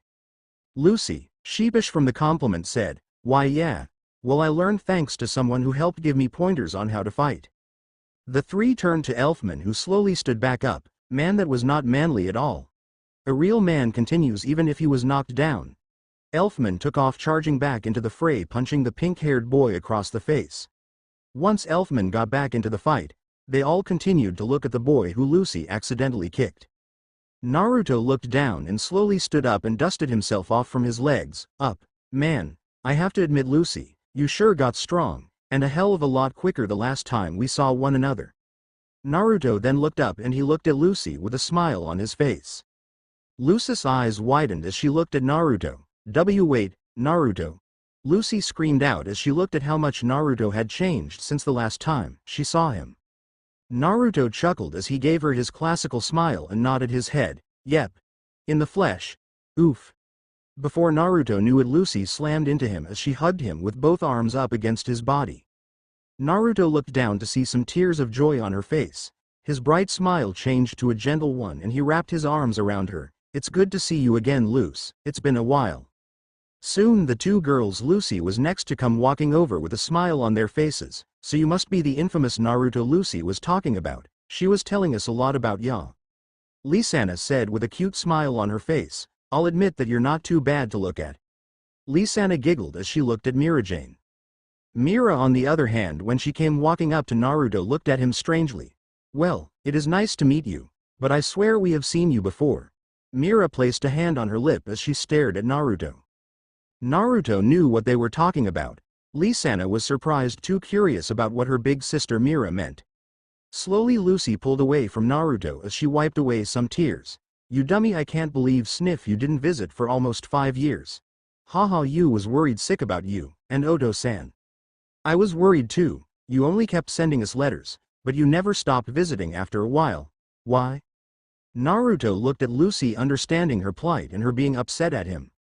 Naruto placed a hand on top of her head and gently patted it. I have no excuse for not visiting, simply for the fact that I was busy training. Going around Fury and seeing the country, which included fighting monsters, beasts, and other mages, or dark guilds.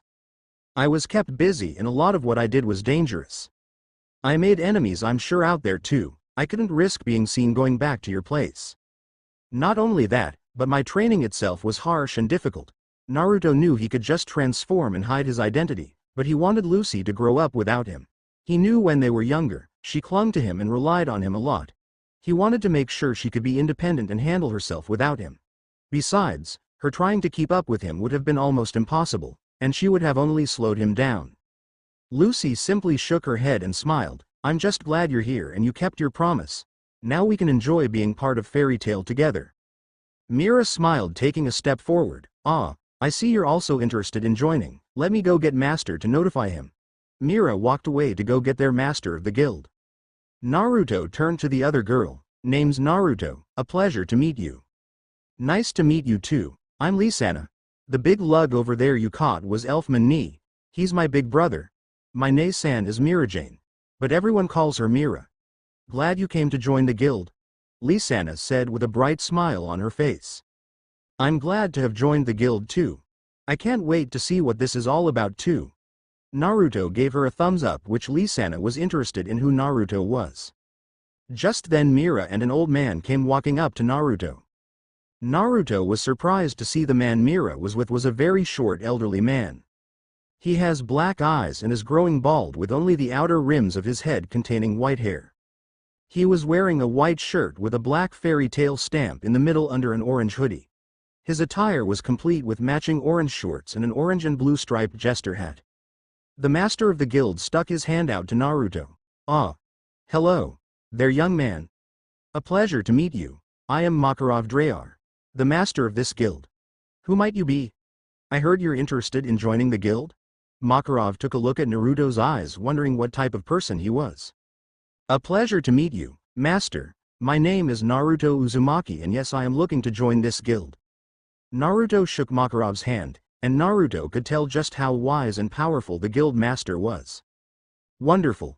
Just have Mira place a stamp on you, and you're ready to go, Makarov said with a very bright smile on his face. He was very happy to have a child join his guild. Mira nodded her head. Naruto, where would you like your guild mark? What color too? Naruto smirked. I want it on the back of my right hand, orange please. Mira took the stamp and placed it on his hand and added some magic. Naruto saw the guild mark appear orange on his hand. There you go, there's your stamp. Makarov went to cheer out. Now everyone listens up. The entire guild stopped after Makarov got their attention. We got 2 brand new guild members. Now let's party. Just then Mira quickly went to Naruto's side and quickly tapped his shoulder. Wait a second. I know where I've seen you before. The entire guild looked towards Mira. Makarov asked, Mira my dear, what do you mean? Mira looked closely at Naruto's eyes and reached her hand up to his face. May I? Naruto simply nodded his head. Damn, there's no way she recognizes him, does she? Kurama and Matabi both thought at the time watching this play out. Mira placed her hand on his face and closed her eyes. She felt out for Naruto's magic and then her eyes opened. I knew it.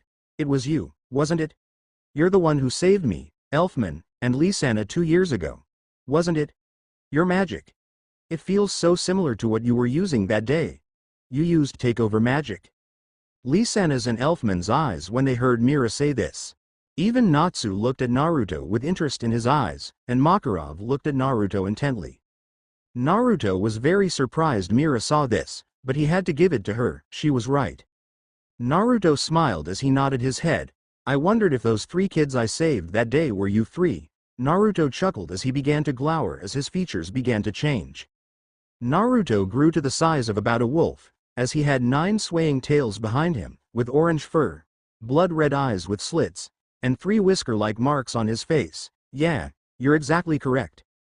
Naruto then transformed back into his normal human form as Lisana and Elfman quickly surrounded Naruto, pulling him into a hug along with Mirajane. The 3 all cried out together, thank you, thank you, thank you.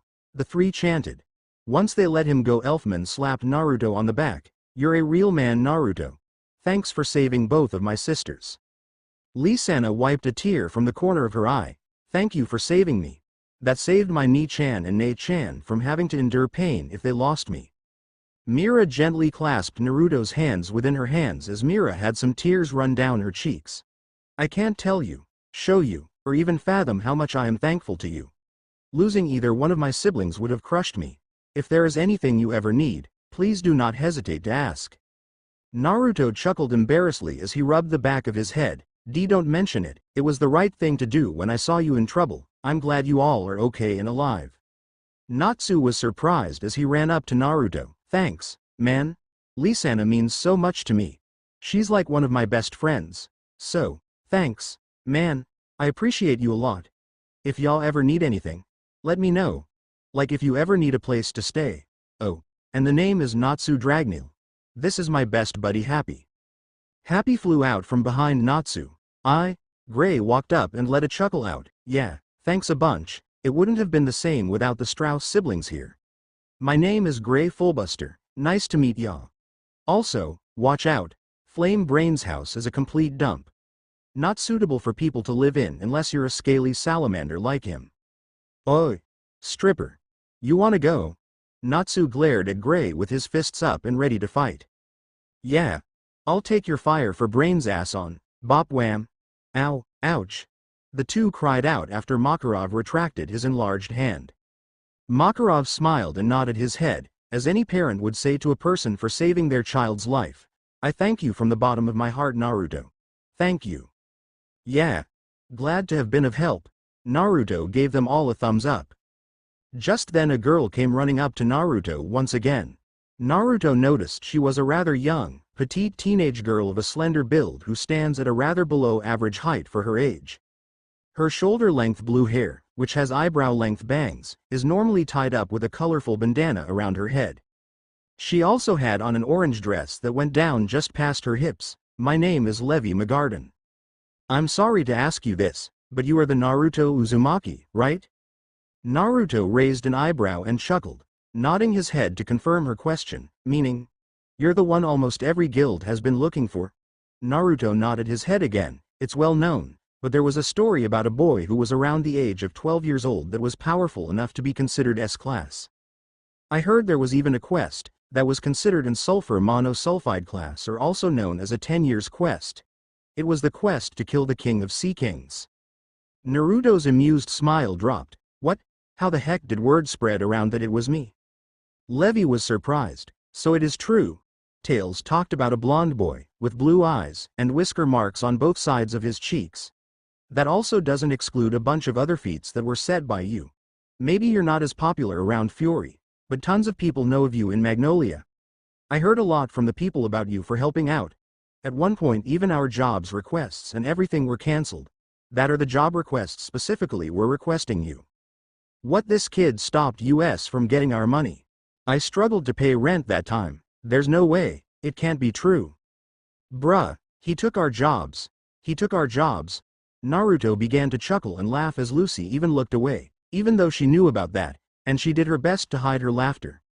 Naruto nodded his head. I might have, but I didn't realize it after a bunch of angry mages from other guilds tried to teach me a lesson, but let's just say that failed. How many were you up against? Mira asked, surprised Naruto could take them on his own, even if he was S-class. Maybe 8 or so. 2 of them were at least A-class mages and 1 S-class, but they were no biggie. Naruto shrugged his shoulders as everyone stared at him in shock. But ya know ya do what ya have to do. So, are we gonna start this party or not? Wait. Gramps. Are you going to let him keep his rank of S-class? Natsu called out, eager to hear what Makarov wanted to do. Makarov shook his head. Well, if there are enough people to say he was S-class, I don't see the reason not to. Makarov then placed both his hands on his hips, unsure of what to say. Wait. I know. Why don't we have him duke it out with an S-class mage to see if he can do it? Jet called out, annoyed. Yeah, for all we know it could be just rumors. Droy added, with many other members nodding their heads. Wait, I did my research. I think it's true, guys. Plus, even eyewitness and their testimonies are pretty similar and accurate. Levi tried to defend Naruto, but not a lot of members agreed so easily. Yeah, come on, let's see how he is against Erza. She should be back soon. Wakaba smiled as he took a puff from his pipe. Yeah. Let's see what the newbie can do. Mikao smirked at the thought of the idea. Makarov sighed as he shook his head. All right, Naruto, what do you think? Do you have a problem with it? Naruto rubbed the back of his head and said, I'm not complaining. If I were to start from square one, I wouldn't care that much. Lucy then argued, wait, Naruto, they don't know what you're capable of. I mean, I've seen firsthand how strong you are. Lucy was annoyed that people began to judge Naruto before they even knew who he was. I know Natsu could destroy an entire pier on his own. However, I've seen Naruto create mile-wide craters, and could cause the water in the lakes and ocean to part. Don't judge him before you've even seen him in action. Lucy said back angrily, causing some of the guild members to notice Lucy defending Naruto. Levi felt hurt and upset, hurt because so many people downplayed Naruto. She knew how strong he was. Not only that, he saved her one time when she was being attacked by a group of Dark Guild mages. Jet and Droy weren't there at the time to protect her, but he did and saw him in action. Naruto is strong, yet in spite, they all judge him too quickly. No one deserves to be judged so critically until everyone has seen his actual strength. Come on, Naruto ni has to have some merit. Lisana also argued, and Naruto looked to her surprised. Hope you don't mind me calling you that. Lisana added with a smile which made her look cute. Naruto didn't mind it since, besides, he was able to protect me and Mira and saved Elfman when we went on our S-class mission. I agree, you can't judge Naruto so much if Naruto is as strong as he is. You heard Levi, there wouldn't be this type of rumors and stories without evidence. Even our clients have said things about a boy with blonde spiky hair. Besides, if Master thinks he should have the rank of S-class, then it's his say. Not ours. Mira also added, trying to help defend Naruto. Makarov sighed as he shook his head. All right then, I still wish to allow Naruto to keep the class of S-class. However, if people need convincing, then we will let Erza decide if he is deserving of such titles. Naruto could interject, but it is a lesson for a lot of people in the guild. People cannot be judged because of their titles, it's the actions that speak who a person truly is. Naruto rubbed the back of his head. All right then, if that's what everyone wants, I see no problem with it. With that said, the guild members all busted out with cheers as Naruto began to see the alcohol begin going around. As the guild went back to their typical activities, Naruto went off to the side by the bar with Lucy, Mira, Lisanna, Levi, and Makarov. Naruto looked to Master and asked, "So, when do you think Erza will be back from her mission?" Makarov shrugged his shoulders. "I'd give her at least another few days at the most. In the meantime, do you have a place to stay, you two?" Makarov then looked to Lucy.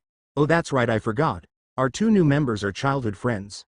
Do we need to worry about you two shacking up in the same apartment? Or making googly eyes at one another when at the guild?" Makarov giggled with excitement as he looked at Lucy. He knew even himself that she was quite the looker. Lucy was surprised, but Mira interjected and said, "I'm sure the two have their places to stay, or at least have an idea." "I don't think it's like that, Master." Mira glared at Makarov, which made him chuckle a bit more as he seemingly walked away from the conversation. Lisanna sighed. "Master can be a bit of a perv, but he is honest to good, Master." Lisanna went to continue fighting until there was a shout. "Oi! You're pushing it, Flame Brain. You want to kick this fight up a notch?" Gray shouted as the ice began to come off of his body. "Yeah, let's go, Ice Stripper. I'll cook your scrawny ass." Lisanna sighed as she shook her head. "You guys have fun. I need to go remind Natsu and Gray that they're supposed to be friends, and friends get along." Naruto watched as an almost cold and scary aura appear around Lisanna as she kept that smiling look on her face. Mira giggled as she turned to Naruto. "Lisanna and Natsu have been close friends since they were little kids. With that said, have you two found a place to stay at?" Lucy nodded her head. "Yeah, my landlord thankfully isn't too bad, but she does worry me. I mean, my rent is almost 70,000 joules a month. I'm lucky I even had some to spare after I got what I needed." Lucy looked to Naruto with a concerned look on her face. "We need to go on missions soon." Naruto waved to Lucy to tell her to chill out. "Ma, don't stress so much, Lucy." Naruto shook his head, chuckling. "I guess some things about you never change, but I'm glad it didn't. At least that gives me an excuse to always need to be by you." Lucy blushed at the comment, but it did feel nice to hear that Naruto liked being with her. "I'm jealous you two are so close. Why don't you two go out on a mission tomorrow? I'm sure you two have a couple of days before Azo comes back." Mira looked over to the board. "There are some easy ones or harder quests below S rank that pay relatively well." Mira pointed to a specific quest. "There's one that talks about eliminating a low-ranking monster terrorizing a city. I think it was called a displacement beast or something. But I think it's right up both of your alleys." "I'm game. What about you, Lucy?" "Yeah, we can do that. I want to show you what I can do." Lucy added some pep and energy to her voice. Naruto turned to Levi. "Out of curiosity, Levi, are you a typical combat-type mage?" Levi shakes her head. "No, I can fight when I need to. I'm better at the brains and stuff and strategies. That, or I can do support. I use solid script magic." "Cool, I can do that too." Naruto lifted his hand in the air. He took an empty cup. "Solid script. Water." When Naruto wrote the words, Levi watched in amazement as she saw Naruto use different lettering. The water soon fell into the cup, filling it to the top. Naruto used the original characters he knew back from his homeland. Levi looked at Naruto in surprise. "Whoa! I've seen that language before. It's an old language that another country uses. I think it's from the Alvarez Empire if I remember correctly. Are you from there?" Levi looked to Naruto, interested. Now Naruto didn't want to lie, but he almost had no choice but to lie. Lucy doesn't even know the full story about himself. Only Layla knows, and Jarvis knows to an extent. Naruto shrugged his shoulders. "Truly, I don't know. All I know is my parents died the night I was born. So, I don't remember much." Mira, Lucy, and Levi all frowned. "Oh, I'm so sorry, I had no idea. I got so..." Levi went to apologize, but Naruto chuckled, placing a finger on her lip. "You had no idea. You can't blame yourself for that. If you want, I can teach you the language if you wish to learn it." Naruto smiled, showing her he forgave her even if she didn't mean it. "Well, I'm glad you at least told us. We're glad to get to know you better, Naruto. You're going to be the talk of the guild for a while," Mira added, trying to keep the mood up. "I know I'd like to get to know my blonde savior if I get some free time." "Yeah, sounds like fun. I'd love to." Levi cheered as she looked toward Naruto with a slight blush on her cheeks. "I'd like to get to know about him more too. He has a mysterious vibe to him, not to mention the smile on his face. He also isn't too bad to look at either." Lucy smiled as she took a sip of some water that Mira placed on the table. However, her thoughts were a little different. I didn't think that Naruto would be such a hero and a big shot. Just what has he been doing? How much is he hiding? I feel like he knows a lot more than he leads. I want to ask, but I'm worried I'd pry too much, and it could ruin our relationship. I care greatly for him. I wish I could tell him how I felt about him. Lucy kept these thoughts to herself, hoping that one day she'll get some answers. Maybe I just need to take this chance to get to know my blonde-headed childhood friend. Backquote, backquote, backquote, backquote, backquote. Later that at night Naruto was finishing up hanging out with everyone, getting to know Gray, Natsu, Happy, Lisana, Elfman, Mirajane, and even some of the other members of the guild. Though, it was funny to watch Loki try hitting on Lucy. Though, it did make Naruto feel like wanting to hit Loki for trying to hit on her. Soon enough though, Lucy told him off by delivering a swift kick in the side. Lucy went ahead and left to head back to her apartment and told Naruto to meet her here tomorrow for a mission.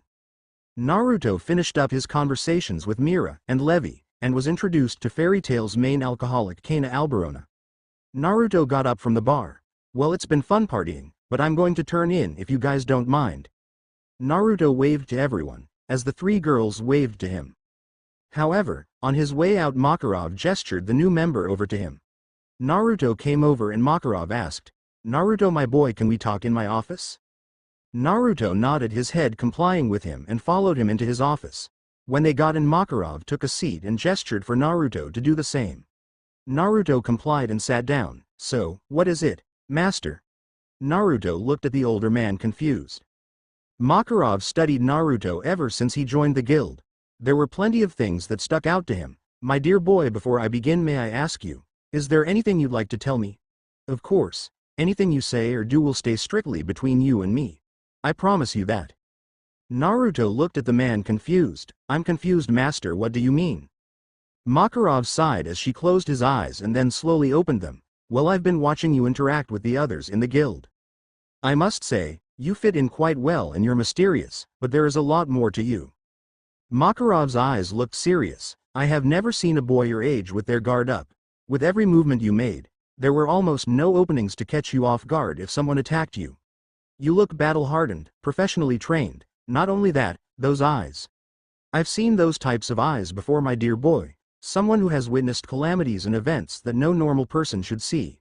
War, my boy, I'm asking if you have seen war?" Naruto was floored by what Makarov said to him. He couldn't believe that he could so easily deduce Naruto by his actions, including just by looking at his eyes. "I must say, he is very experienced. He is very wise and perceptive. I can't believe he could even tell that from you." Kurama was very impressed by Makarov's deducing skills. Wait. How can you even tell?" Naruto looked at Makarov, surprised by his words. Makarov closed his eyes and sighed. "I've seen and dealt with a lot of things, my dear Naruto. Things I wish I could unsee and ununderstand as well. I can see it, not only that, but the amount of determination, and much more, comes off of you. It's like I'm staring at a raging fire that is powerful when lit. Burns who it wants to burn and can leave the things that it loves unharmed. So, my boy, do you wish to discuss this with me? Fairy Tail is home to mages who have no place to call home, people to call family, and a place where they feel they belong.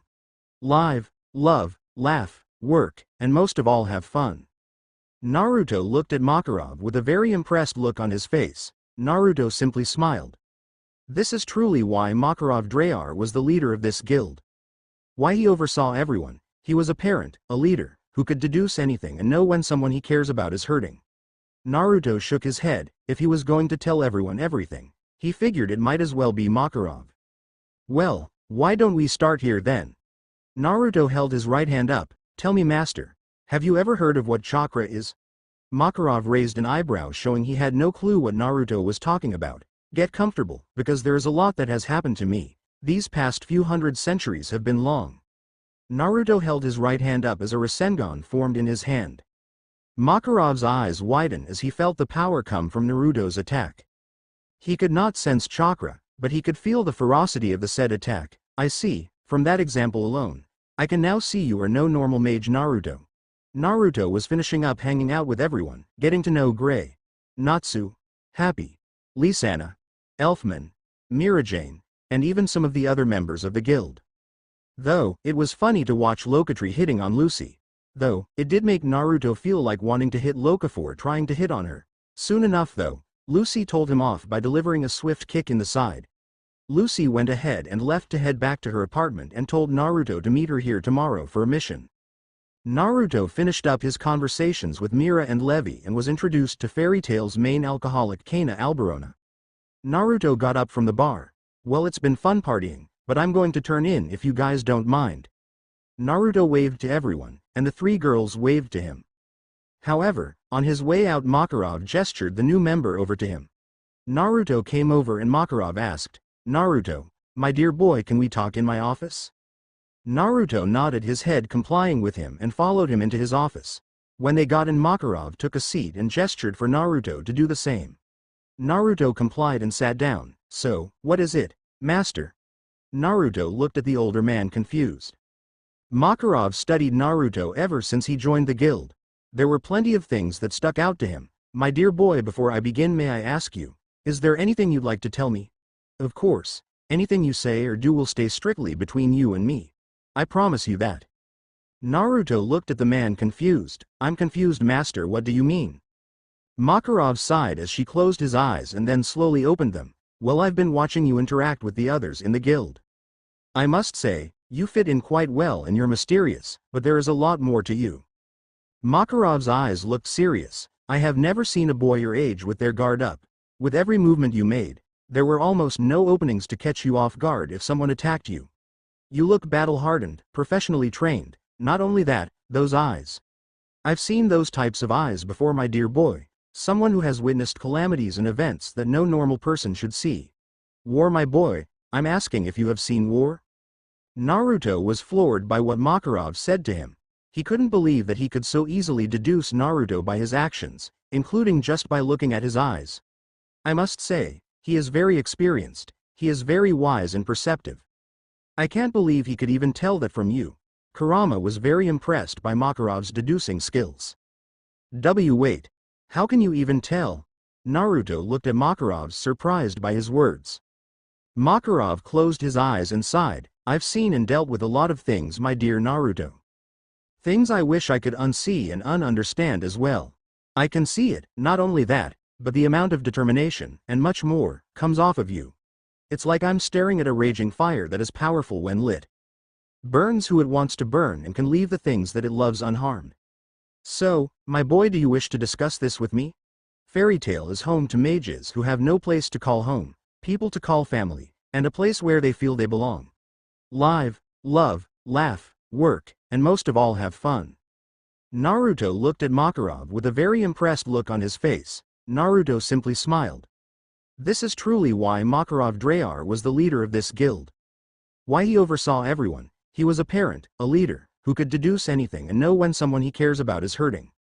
Naruto shook his head. If he was going to tell everyone everything, he figured it might as well be Makarov. "Well, why don't we start here then?" Naruto held his right hand up. "Tell me, master, have you ever heard of what chakra is?" Makarov raised an eyebrow, showing he had no clue what Naruto was talking about. "Get comfortable, because there is a lot that has happened to me. These past few hundred centuries has been long." Naruto held his right hand up as a Rasengan formed in his hand. Makarov's eyes widened as he felt the power come from Naruto's attack.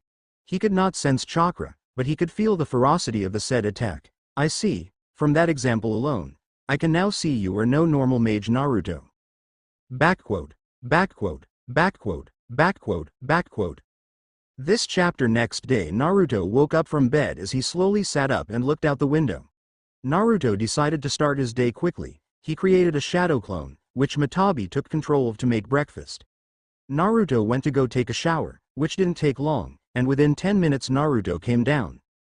Naruto this time changed his outfit he had on before, which was similar to his original black and orange jumpsuit.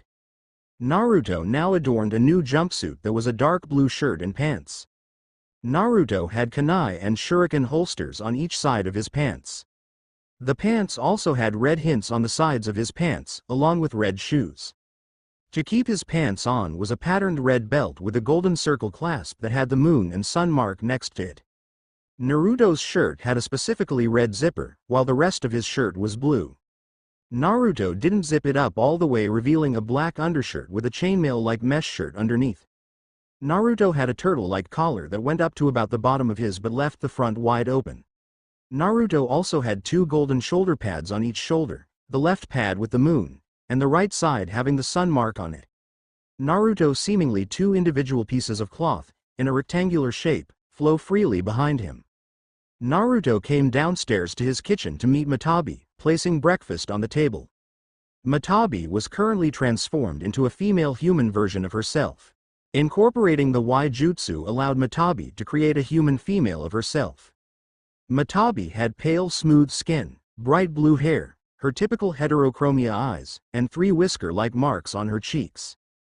Tattoo-like markings represent the fire pattern on her shoulders to her forearms, her right leg, and a single mark on her lower neck.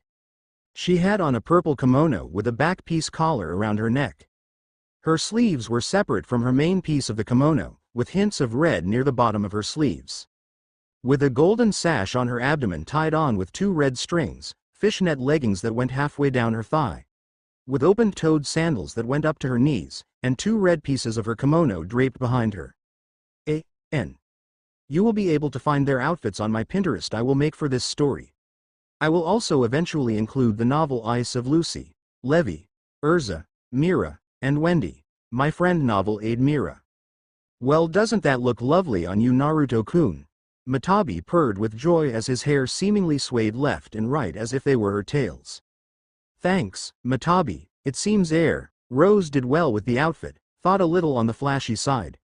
Naruto examined himself with the outfit. I'm not too mad about the color. In fact, the golden almost even looks orange, which I'm not complaining about. Naruto chuckled as he clasped his hands together, Itadakimasu. With that, Naruto continued to chat with Matabi as the two ate breakfast. Kurama decided to stay fast asleep since he wasn't needed for anything.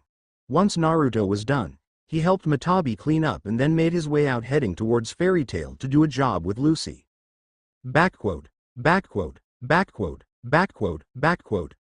Fairy Tail. Naruto soon walked into the doors of Fairy Tail and opened the doors to find people already there. When he did, it was as if people either never left, or slept there the entire night. Naruto scratched his head and then found Mira already at the bar. Naruto walked over and before he said anything, Mira saw him and waved him down. Morning, Naruto. Hope your first day was a day to remember. Naruto waved to her as he walked over to Mira. Yeah, it certainly was. Getting into my first brawl was rather different. Naruto chuckled, remembering when Natsu punched him in the face.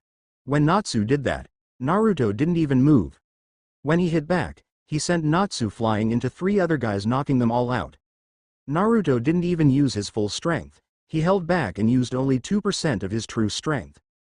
That was without magic or chakra. So, any interesting missions you know of on the board? For Lucy's sake, maybe something that pays well?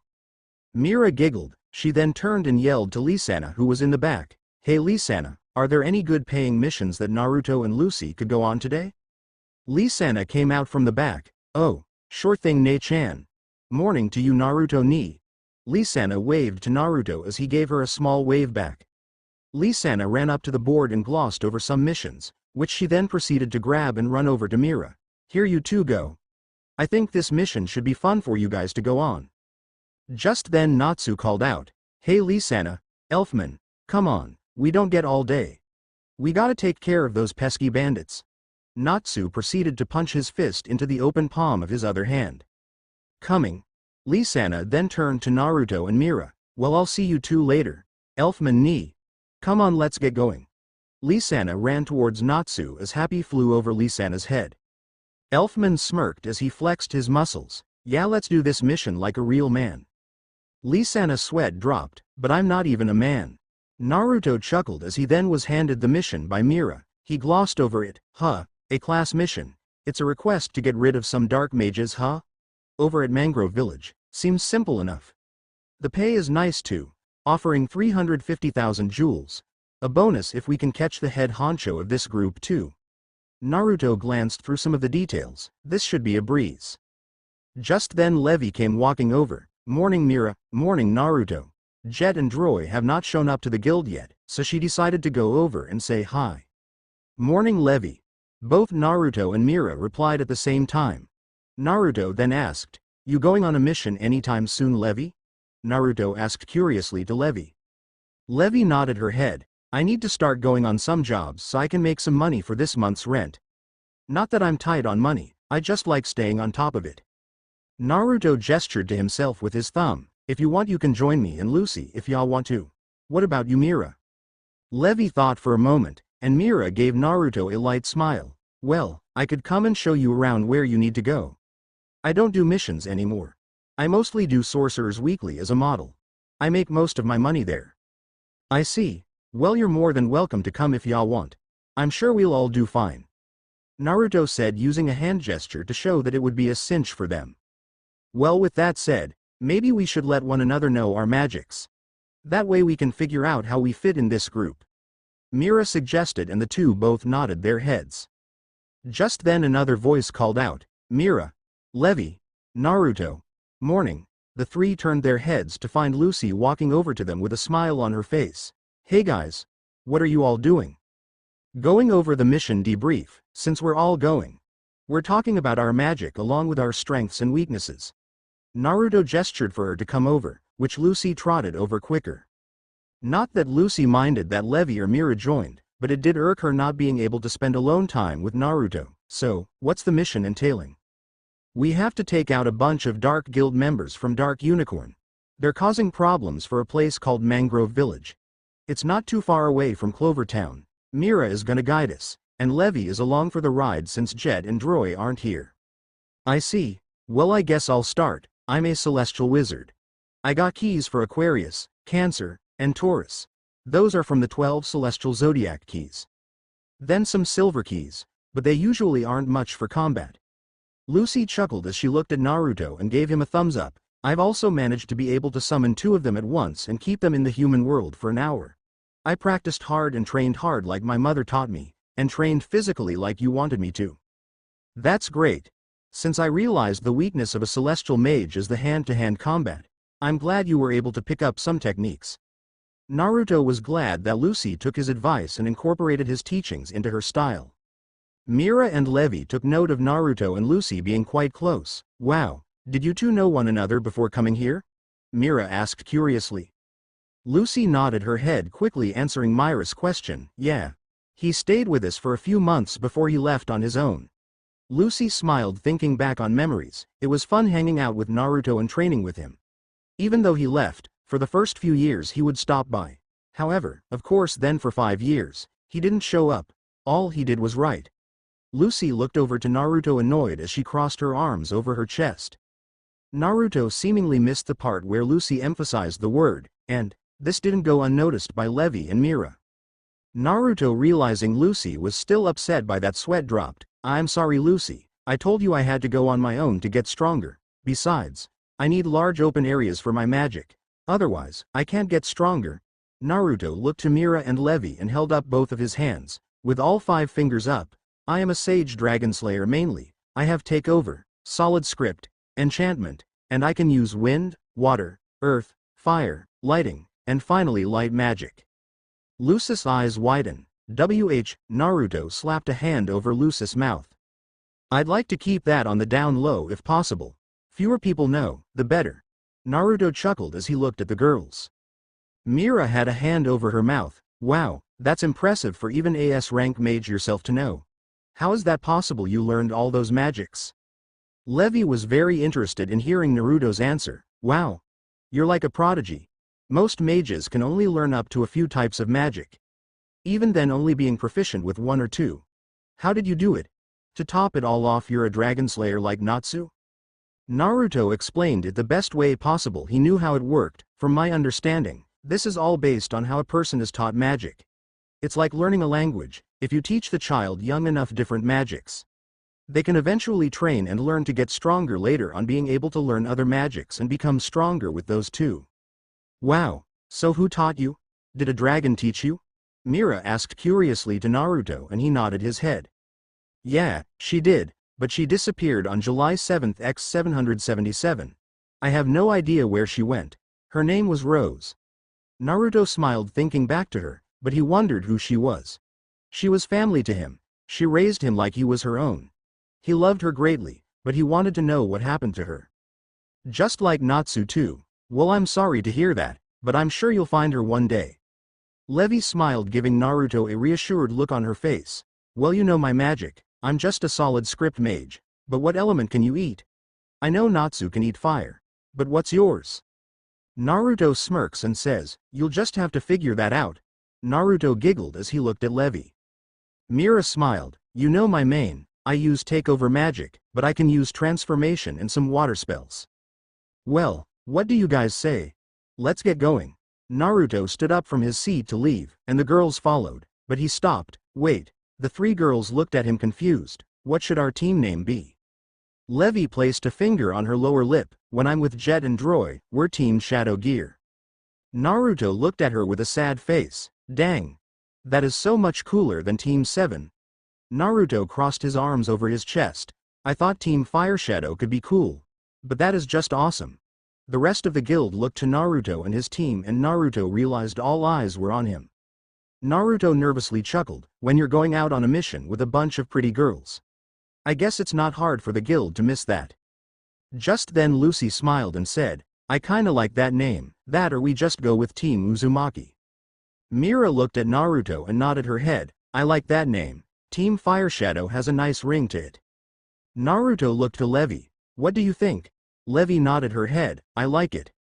Wait, won't Droy and Jet get upset if you joined up with another team? Naruto didn't want to make it look like he was taking Levi away from Jet and Droy. Levi chuckled as she waved her hand from side to side. Well, I'll admit that Jet and Droy are nice guys.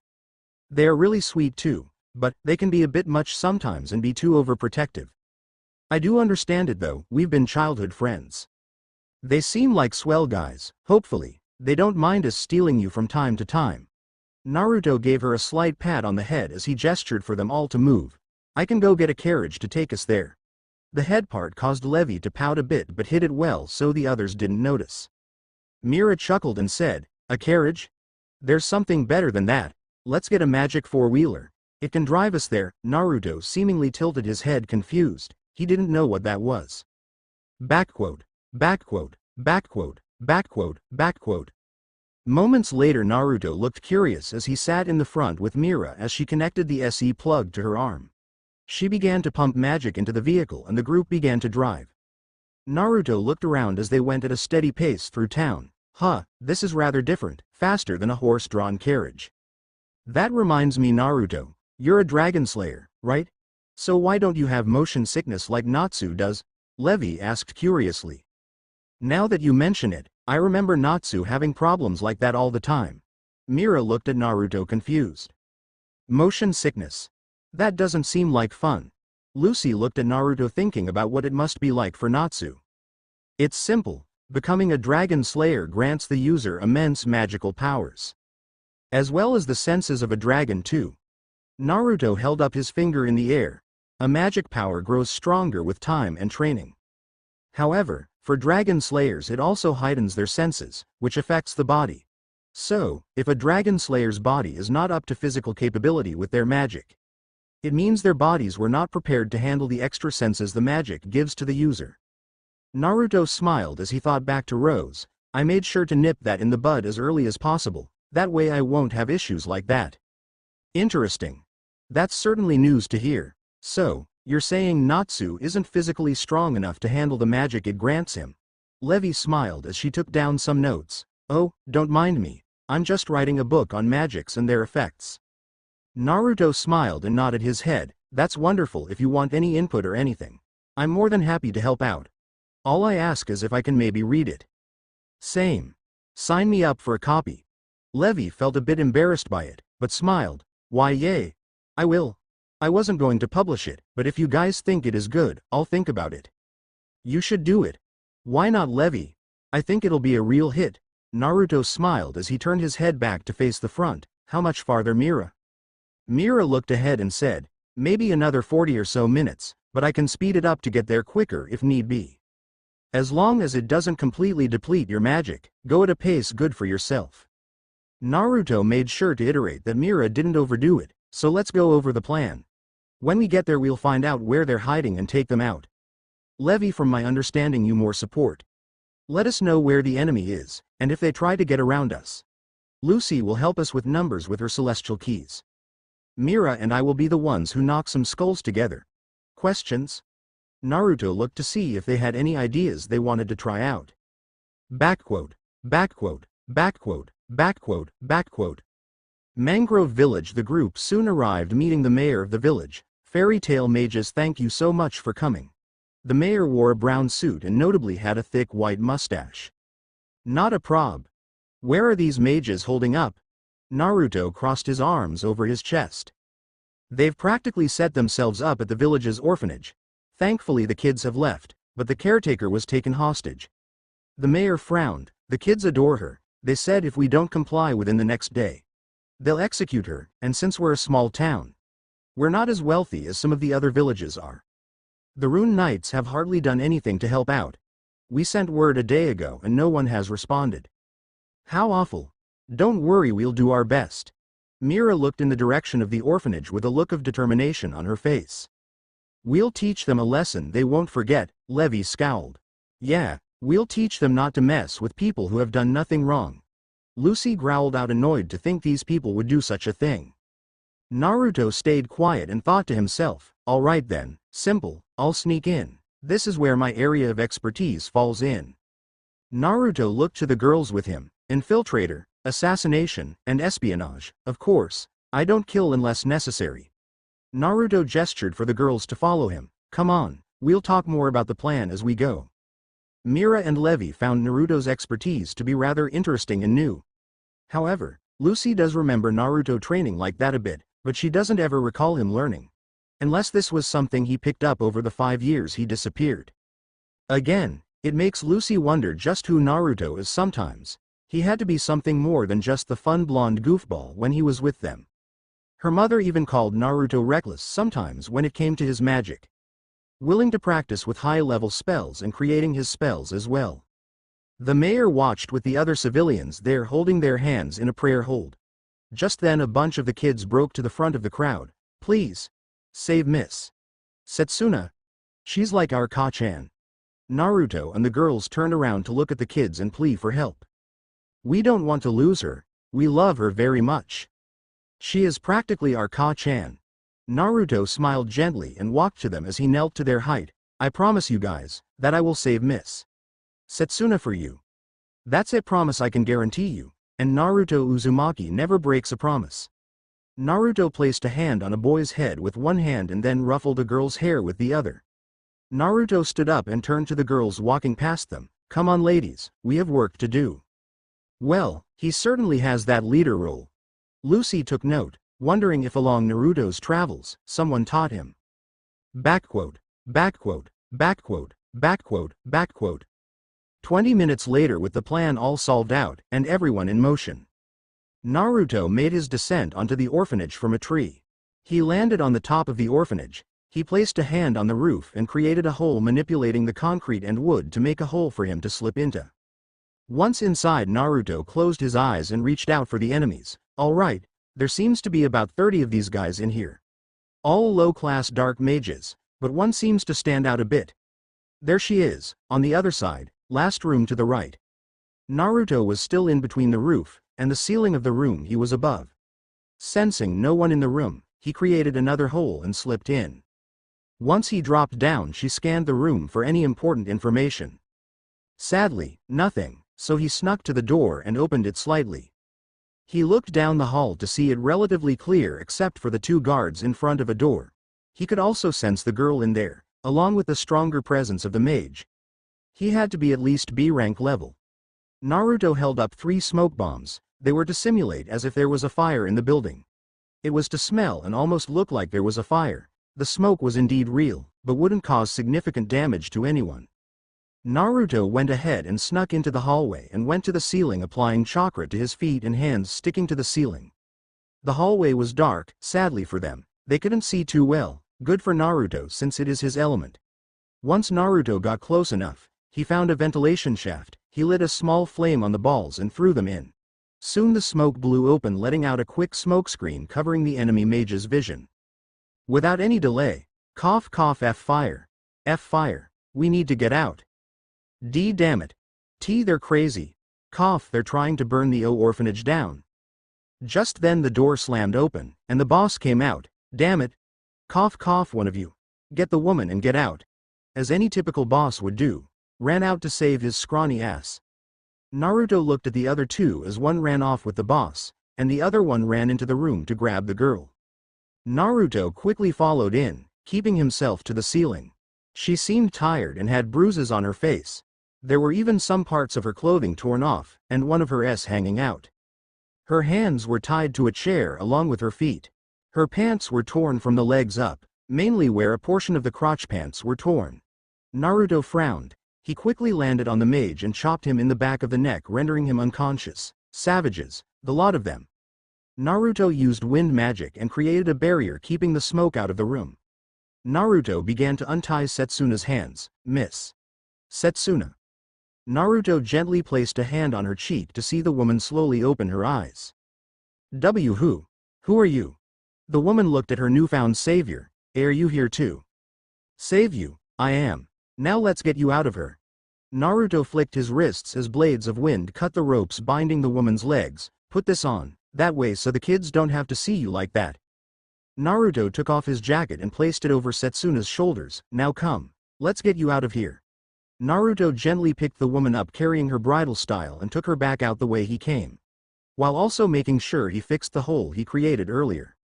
Naruto soon got to the top of the roof of the orphanage and smiled at the sight. Water cannon. Solid script. Fire. Lucy kick. Move out of my way. Naruto watched as the girls attacked the mages, while Taurus swung a giant battle axe around hitting the enemy mages. Naruto jumped with the lady toward the mayor and the other civilians looking at the fairy tale mages fight. Naruto set the woman down. I'll be right back, gonna make sure we round these guys up for the Magic Council to come take them away. Naruto gestured to the civilians as he ran toward Lucy, Mira, Levi, and Taurus.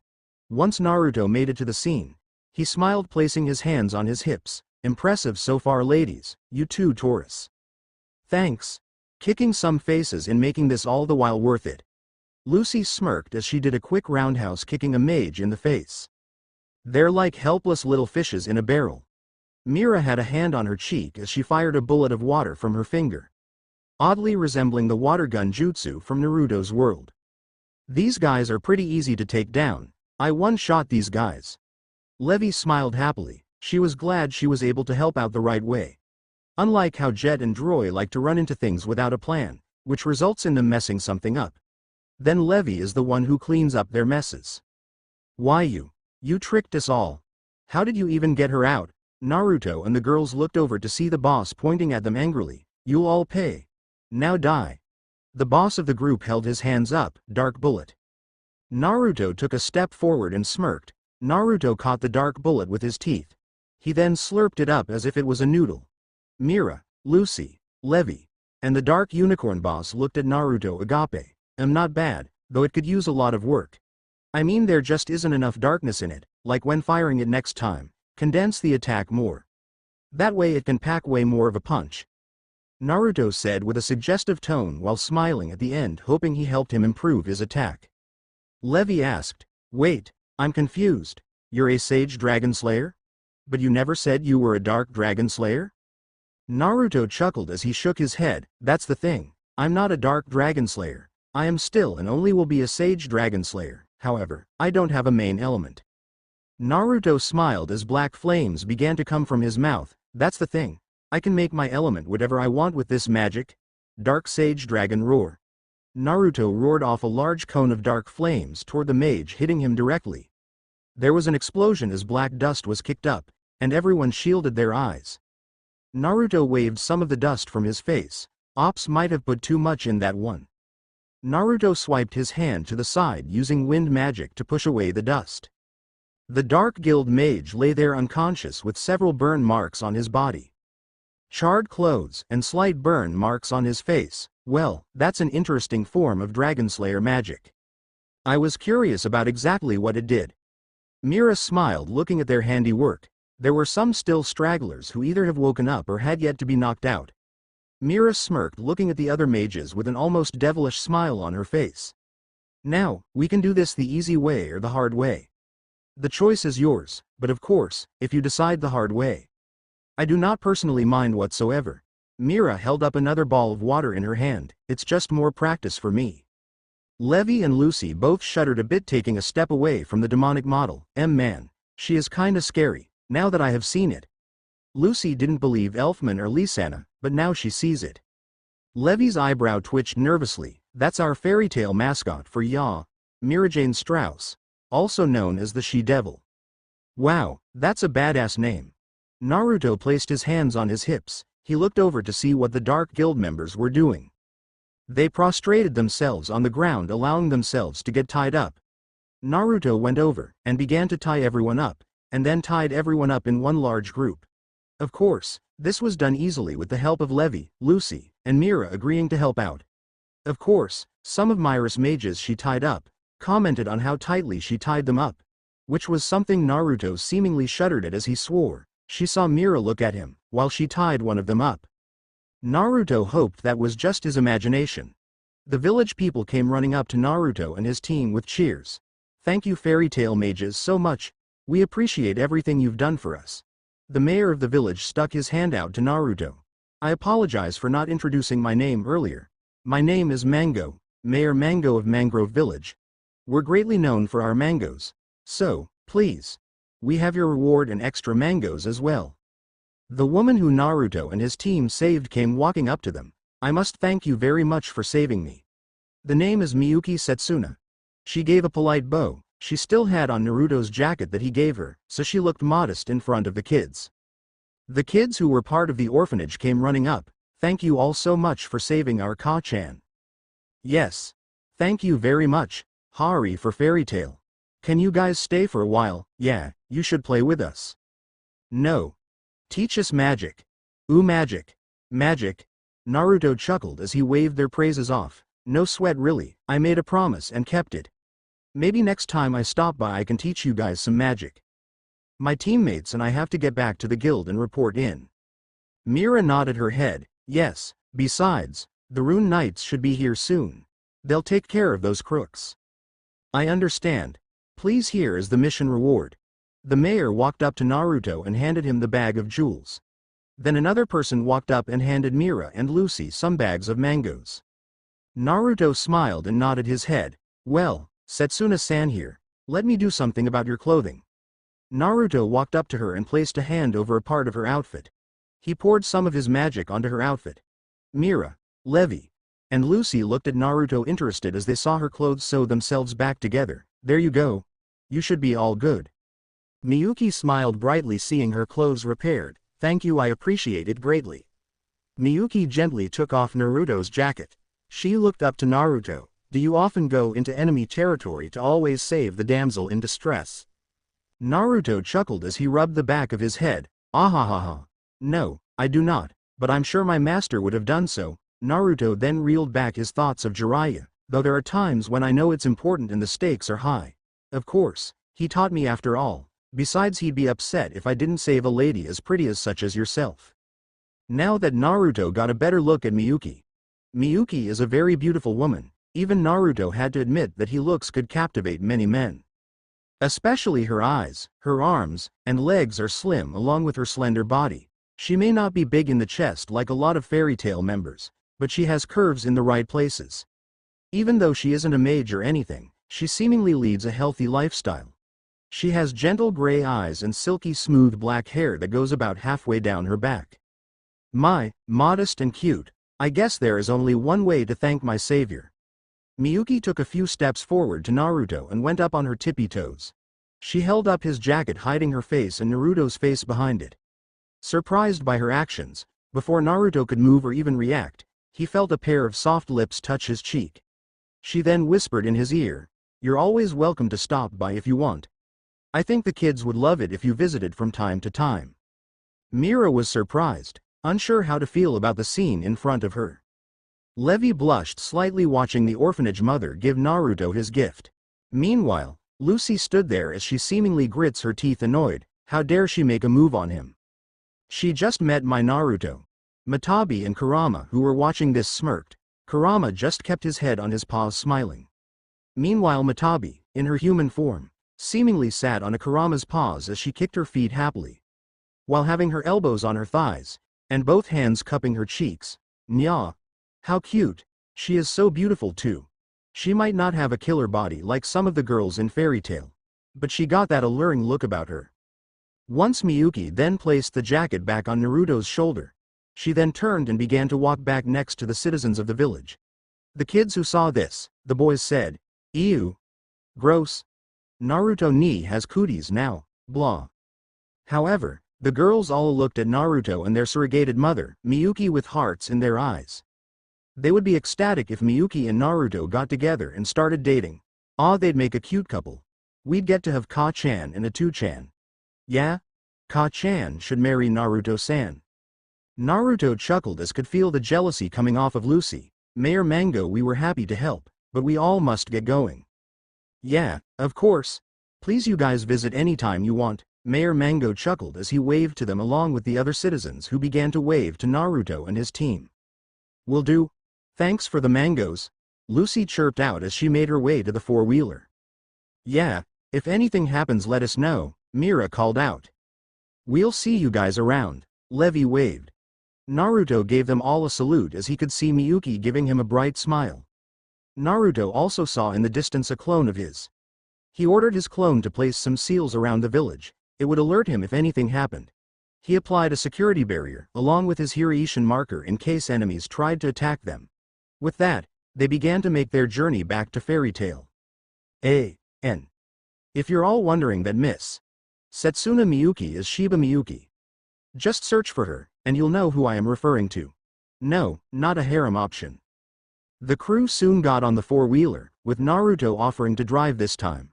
Once Naruto said, since we're in, why don't we split up the reward, and maybe the mangoes could get to our guild? Mira nodded her head. I'm sure Master would love the extra mangoes for the bar. Yeah, I think it'll be nice. Now, the reward was 350,000 jewels. Levi began to count it so everyone could get their equal share. Lucy only looked at the back of Naruto's head with her cheeks puffed out.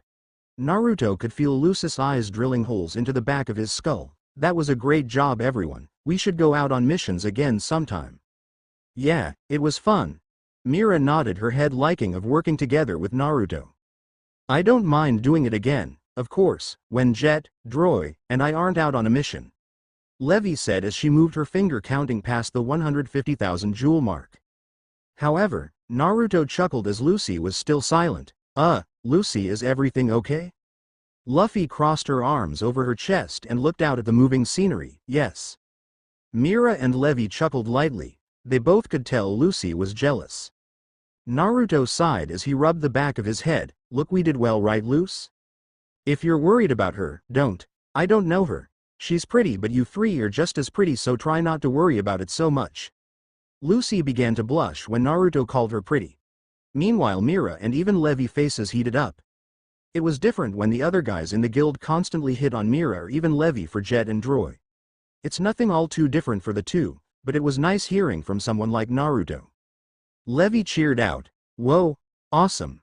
They gave us an extra 50,000 jewels. We have a total of 400,000 jewels here.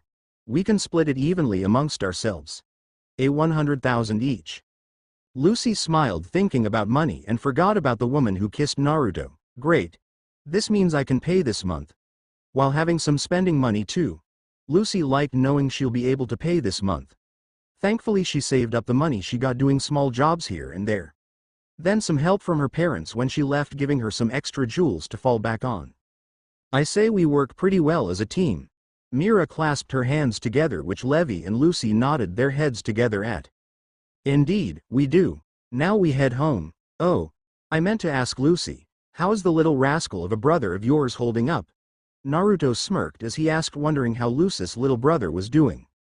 Lucy childishly giggled as she thought back to her little brother. Oh, Eric. Ha. He non-stop asks about you all the time. But he's doing well. He is picking up the business from Tu-chan well. That's great. I wasn't any good to take over your father's job. It's not my shtick. This is more my style. Naruto grinned from ear to ear. Well, one of these days we should stop by. Ka-san is going to give you an earful, maybe even two-san as well. Lucy giggled. It would be nice if Naruto got to see her parents and Eric again. Even if Eric was young, he always constantly asked her and their parents about Naruto. Backquote, backquote, backquote, backquote, backquote. Back at Fairy Tail, Naruto and his team arrive back into the guild with everyone partying and drinking like usual. Makarov, seeing everyone come walking in, waved to them. Well, welcome back everyone. How did the mission go? Naruto could hear the worried tone in Makarov's voice. He was hoping that if there was any property damage, it was minimal. Went well. Master. We even got a bonus and some mangoes for the guild. Mira cheered as she waved to Makarov. Meanwhile, some of the other male members of the guild looked at Naruto jealous. Naruto smirked. Yeah, it went great. Saved a woman that was held hostage. The orphans there look up to her as a mother. Yeah, her name was Miyuki. Then the kids were so sweet too. Levi giggled, thinking back to how Naruto was with the kids. Along with promising them, he'd return to teach them and play when he had free time. It was great. I had fun. Kicking some dark guilds around felt good. Lucy placed a hand on her hip. Wonderful to hear. Makarov cheered happily, but he then looked to Naruto and the girls. But please tell me that the property, if any, was kept to a minimal? Naruto chuckled as he shook his head. Nope, no property damage. Jet and Droy continued to glare at Naruto as he ignored them. Wakaba, who was drinking next to Mikao and Makarov, asked, So, was the lady who ran the orphanage hot at least? Wakaba smirked, earning a glare from Lucy. Now why would that matter? Mira turned to Wakaba, giving him a dangerous smile. Well, I mean, you guys saved her, right? Wakaba took a drag of his pipe. Yes, we saved her because the Dark Guild members took her hostage. I went in and infiltrated the orphanage and smoked them all out. Naruto sighed, placing both hands on his hips. She was grateful for me saving her, and so were the kids. It was the right thing to do. You got a problem with that? So, what if she's young? Levi placed her hands on her hips. Mira is like half your age. Old men like you shouldn't be hitting on her and saying you'd leave your wife for her. Naruto could feel the venom in Levi's words as Wakaba flinched at Levi's harsh words. Wakaba then tried to deflect it off of Naruto. Well, come on Naruto. I mean, you saved her, right? Wakaba began to sweat. Did she give ya a personal reward or something? Wakaba was trying to talk out of his ass. Which, practically everyone knew. I mean, it even sounds like she wanted you to return. Why, ya like her or something? Or is it the other way around? Wakaba hung his head in defeat. Makarov himself had to admit the deflect wasn't shabby but could be done differently if everyone knew he was there with them. Sadly, what he is saying, everyone knew he was pulling this out of his ass. Naruto looked to Wakaba annoyed. What if she did? Don't know why it matters to you anyways. Besides, not like you're 2 times her age either. Why so interested in my love life? What it contains means nothing to you. That was another peg that Wakaba was knocked down as he flinched at Naruto's comeback. Mikao placed a hand on Wakaba's back. Dude, cut it out, you keep digging yourself a deeper grave. Mira smirked. Well, at least someone finally gets it. You should try acting like that more often, Mikao. Maybe you'll find a girl that won't leave you. Kana chuckled nervously at the tension but laughed it off, trying to lighten it up. Well, Mira, that's out of line, but she right, Mikao. Mikao sighed silently while Wakaba laid his head on the counter crying silently. Makarov shrugged his shoulders. Regardless, a job well done, you guys. Maybe Natsu, Erza, and Gray could learn a thing or two from you guys. Makarov sighed. Wow, for how popular Erza is, you guys make her seem like a destructive and strict woman. Naruto rubbed the back of his head, looking at the other guildmates, nervous, chuckling. Just then everyone put in their own 2 cents about Erza. She can be rather crass sometimes. She can be hard on us once in a while. She's blunt. Can be mean and scary when things don't go her way. She can be impatient. She also isn't the best at explaining things. When you don't, she headbutts you. Naruto chuckled as he thought back to his mother and how they first met. When she got impatient with him, she whacked him upside the head. I see. Well, what ya know? We'll just have to see what she is like. Lucis' eyes even. Geez, you guys make Erza sound like some sort of monster. Lucy and Naruto turned towards Natsu to see him talking like happy. Gray was shoulder to shoulder with Natsu, putting up on a facade. Yep. We're best of friends. Lisana, standing there behind the two, had a devilish smile on her, eerily resembling Myra's infamous demon side. Yep. You two continue to behave, right boys? Aye. Natsu shouted. Yes ma'am, Gray shouted as the two could feel Lisana's stare down. Okay. I thought the guild was normal, but everyone is crazy. Erza, Mira as the she-devil. Lisana even gets some of this guild's strongest to quiver in fear. Now I'm scared. Lucy wasn't sure what to think. The only thing she could think is what type of mess did she get herself into. Just then the guild doors busted open as one of the members, Loki, shouted, "Bad news." The light from outside shined around him while his face stayed dark. It's Erza. She's on her way here. Everyone in the guild froze up and got scared thinking about Erza coming back. Soon Loki moved out of the way as a dark shadow entered the guild. Erza, who was being illuminated by the light from outside, was holding a giant item in her hand. Once she walked in, she placed the giant horn down next to her. Erza is a young woman with long, scarlet hair and brown eyes. Her attire consists of custom-made armor by Heart Crew smiths, a blue skirt, black boots, and diamond-shaped silver earrings. Erza looked around and asked, "Where is Master Makarov?" Naruto went to say something until Lisana said, "Oh, Master left to go out on a guild master meeting." Naruto deadpanned as he felt Makarov's signature leaving out the back door of the guild. I see. Erza placed her hands on her hips. Just then one of the other guild members asked, "So, Erza, what is that humongous thing you got there?" "It's a horn of a monster I slayed. The people were so thankful they decorated it and gave it to me as a souvenir." Then Erza adorned an annoyed look on her face. "You got a problem with it?" The boys she looked annoyed at held their hands in defense and both said, "No, not at all."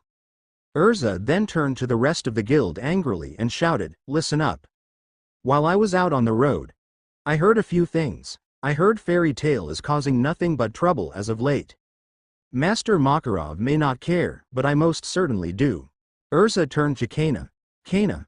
Kana flinched, showing a sign she was scared. "You need to control your drinking." Erza closed her eyes. "Vegeta, please take the dancing outside. Wakaba, get rid of that filthy habit. Nab. I suspected I would find you dawdling at the request board.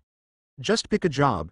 Erza opens her eyes and looks at Macau, and Macau flinched, but Erza decided to let it go as she let a sigh out. She pinched the bridge of her nose. She didn't know what with some of the Fairy Tail members anymore. "You all cause so much trouble, I've almost given up." Lucy looked to Mira. "Yeah, no, I think I am beginning to see it. However, I don't see the scary part yet." Naruto could only stare at Erza. Her red hair reminded him of Rose and his mother. Two of the most important women in his life, besides Shizune and Tsunade, were redheads. Erza turned to Mira. "Mira, I heard you recently went out on a mission with a couple of newbies and Levi. That true?" Mira nodded her head and gestured to the two. "Yep, let me introduce Lucy and Naruto." Lucy, feeling put on the spot, immediately said, "Oh, yes, nice to meet you, name's Lucy." Naruto gave Erza a wave and a soft smile. "Name is Naruto, a pleasure to meet you as well. I see, I even heard that you guys took down some dark mages over at Mangrove Village. Word spreads fast. Anyways, congratulations. However, I have other matters to attend to." Erza looked at Lucy and Naruto. Seems Lucy is quite strong, physically trained as well. Erza looked to Naruto and couldn't get a read on him, let alone get a gauge on his strength.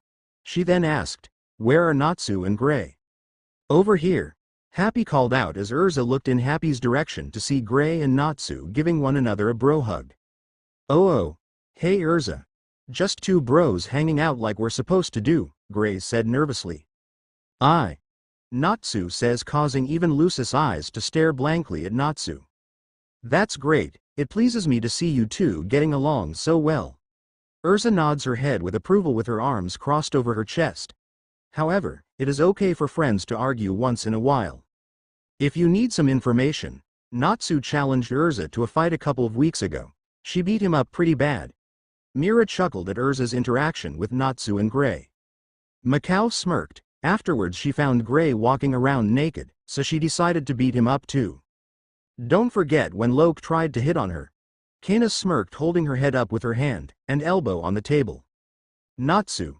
Gray, while I was traveling, has me worried. Normally I'd consult with Master if he was here, but this is a matter of utmost urgency. You two are some of the strongest wizards here. I could use your help. We'll meet up tomorrow at the train station. Wow, the three of you could be the strongest team in Fairy Tail, Mira said, placing a hand on her chin. This made Naruto curious about just how strong these mages were. Mira smirked and said, I know. Erza. You should take Lucy and Naruto. Naruto and Lucy could be great extra muscle for the group. Maybe Naruto and Lucy could help keep the two in check. Hold on, I don't need a babysitter, Natsu growled out. I don't need one either. Unlike Flame Brain over here, Gray argued back as the two glared at one another as lighting shot between them. Erza raised an eyebrow and said, well, I don't see why not for this mission. Of course, I'd rather not steal your teammates Mira if you plan on working with them in the future.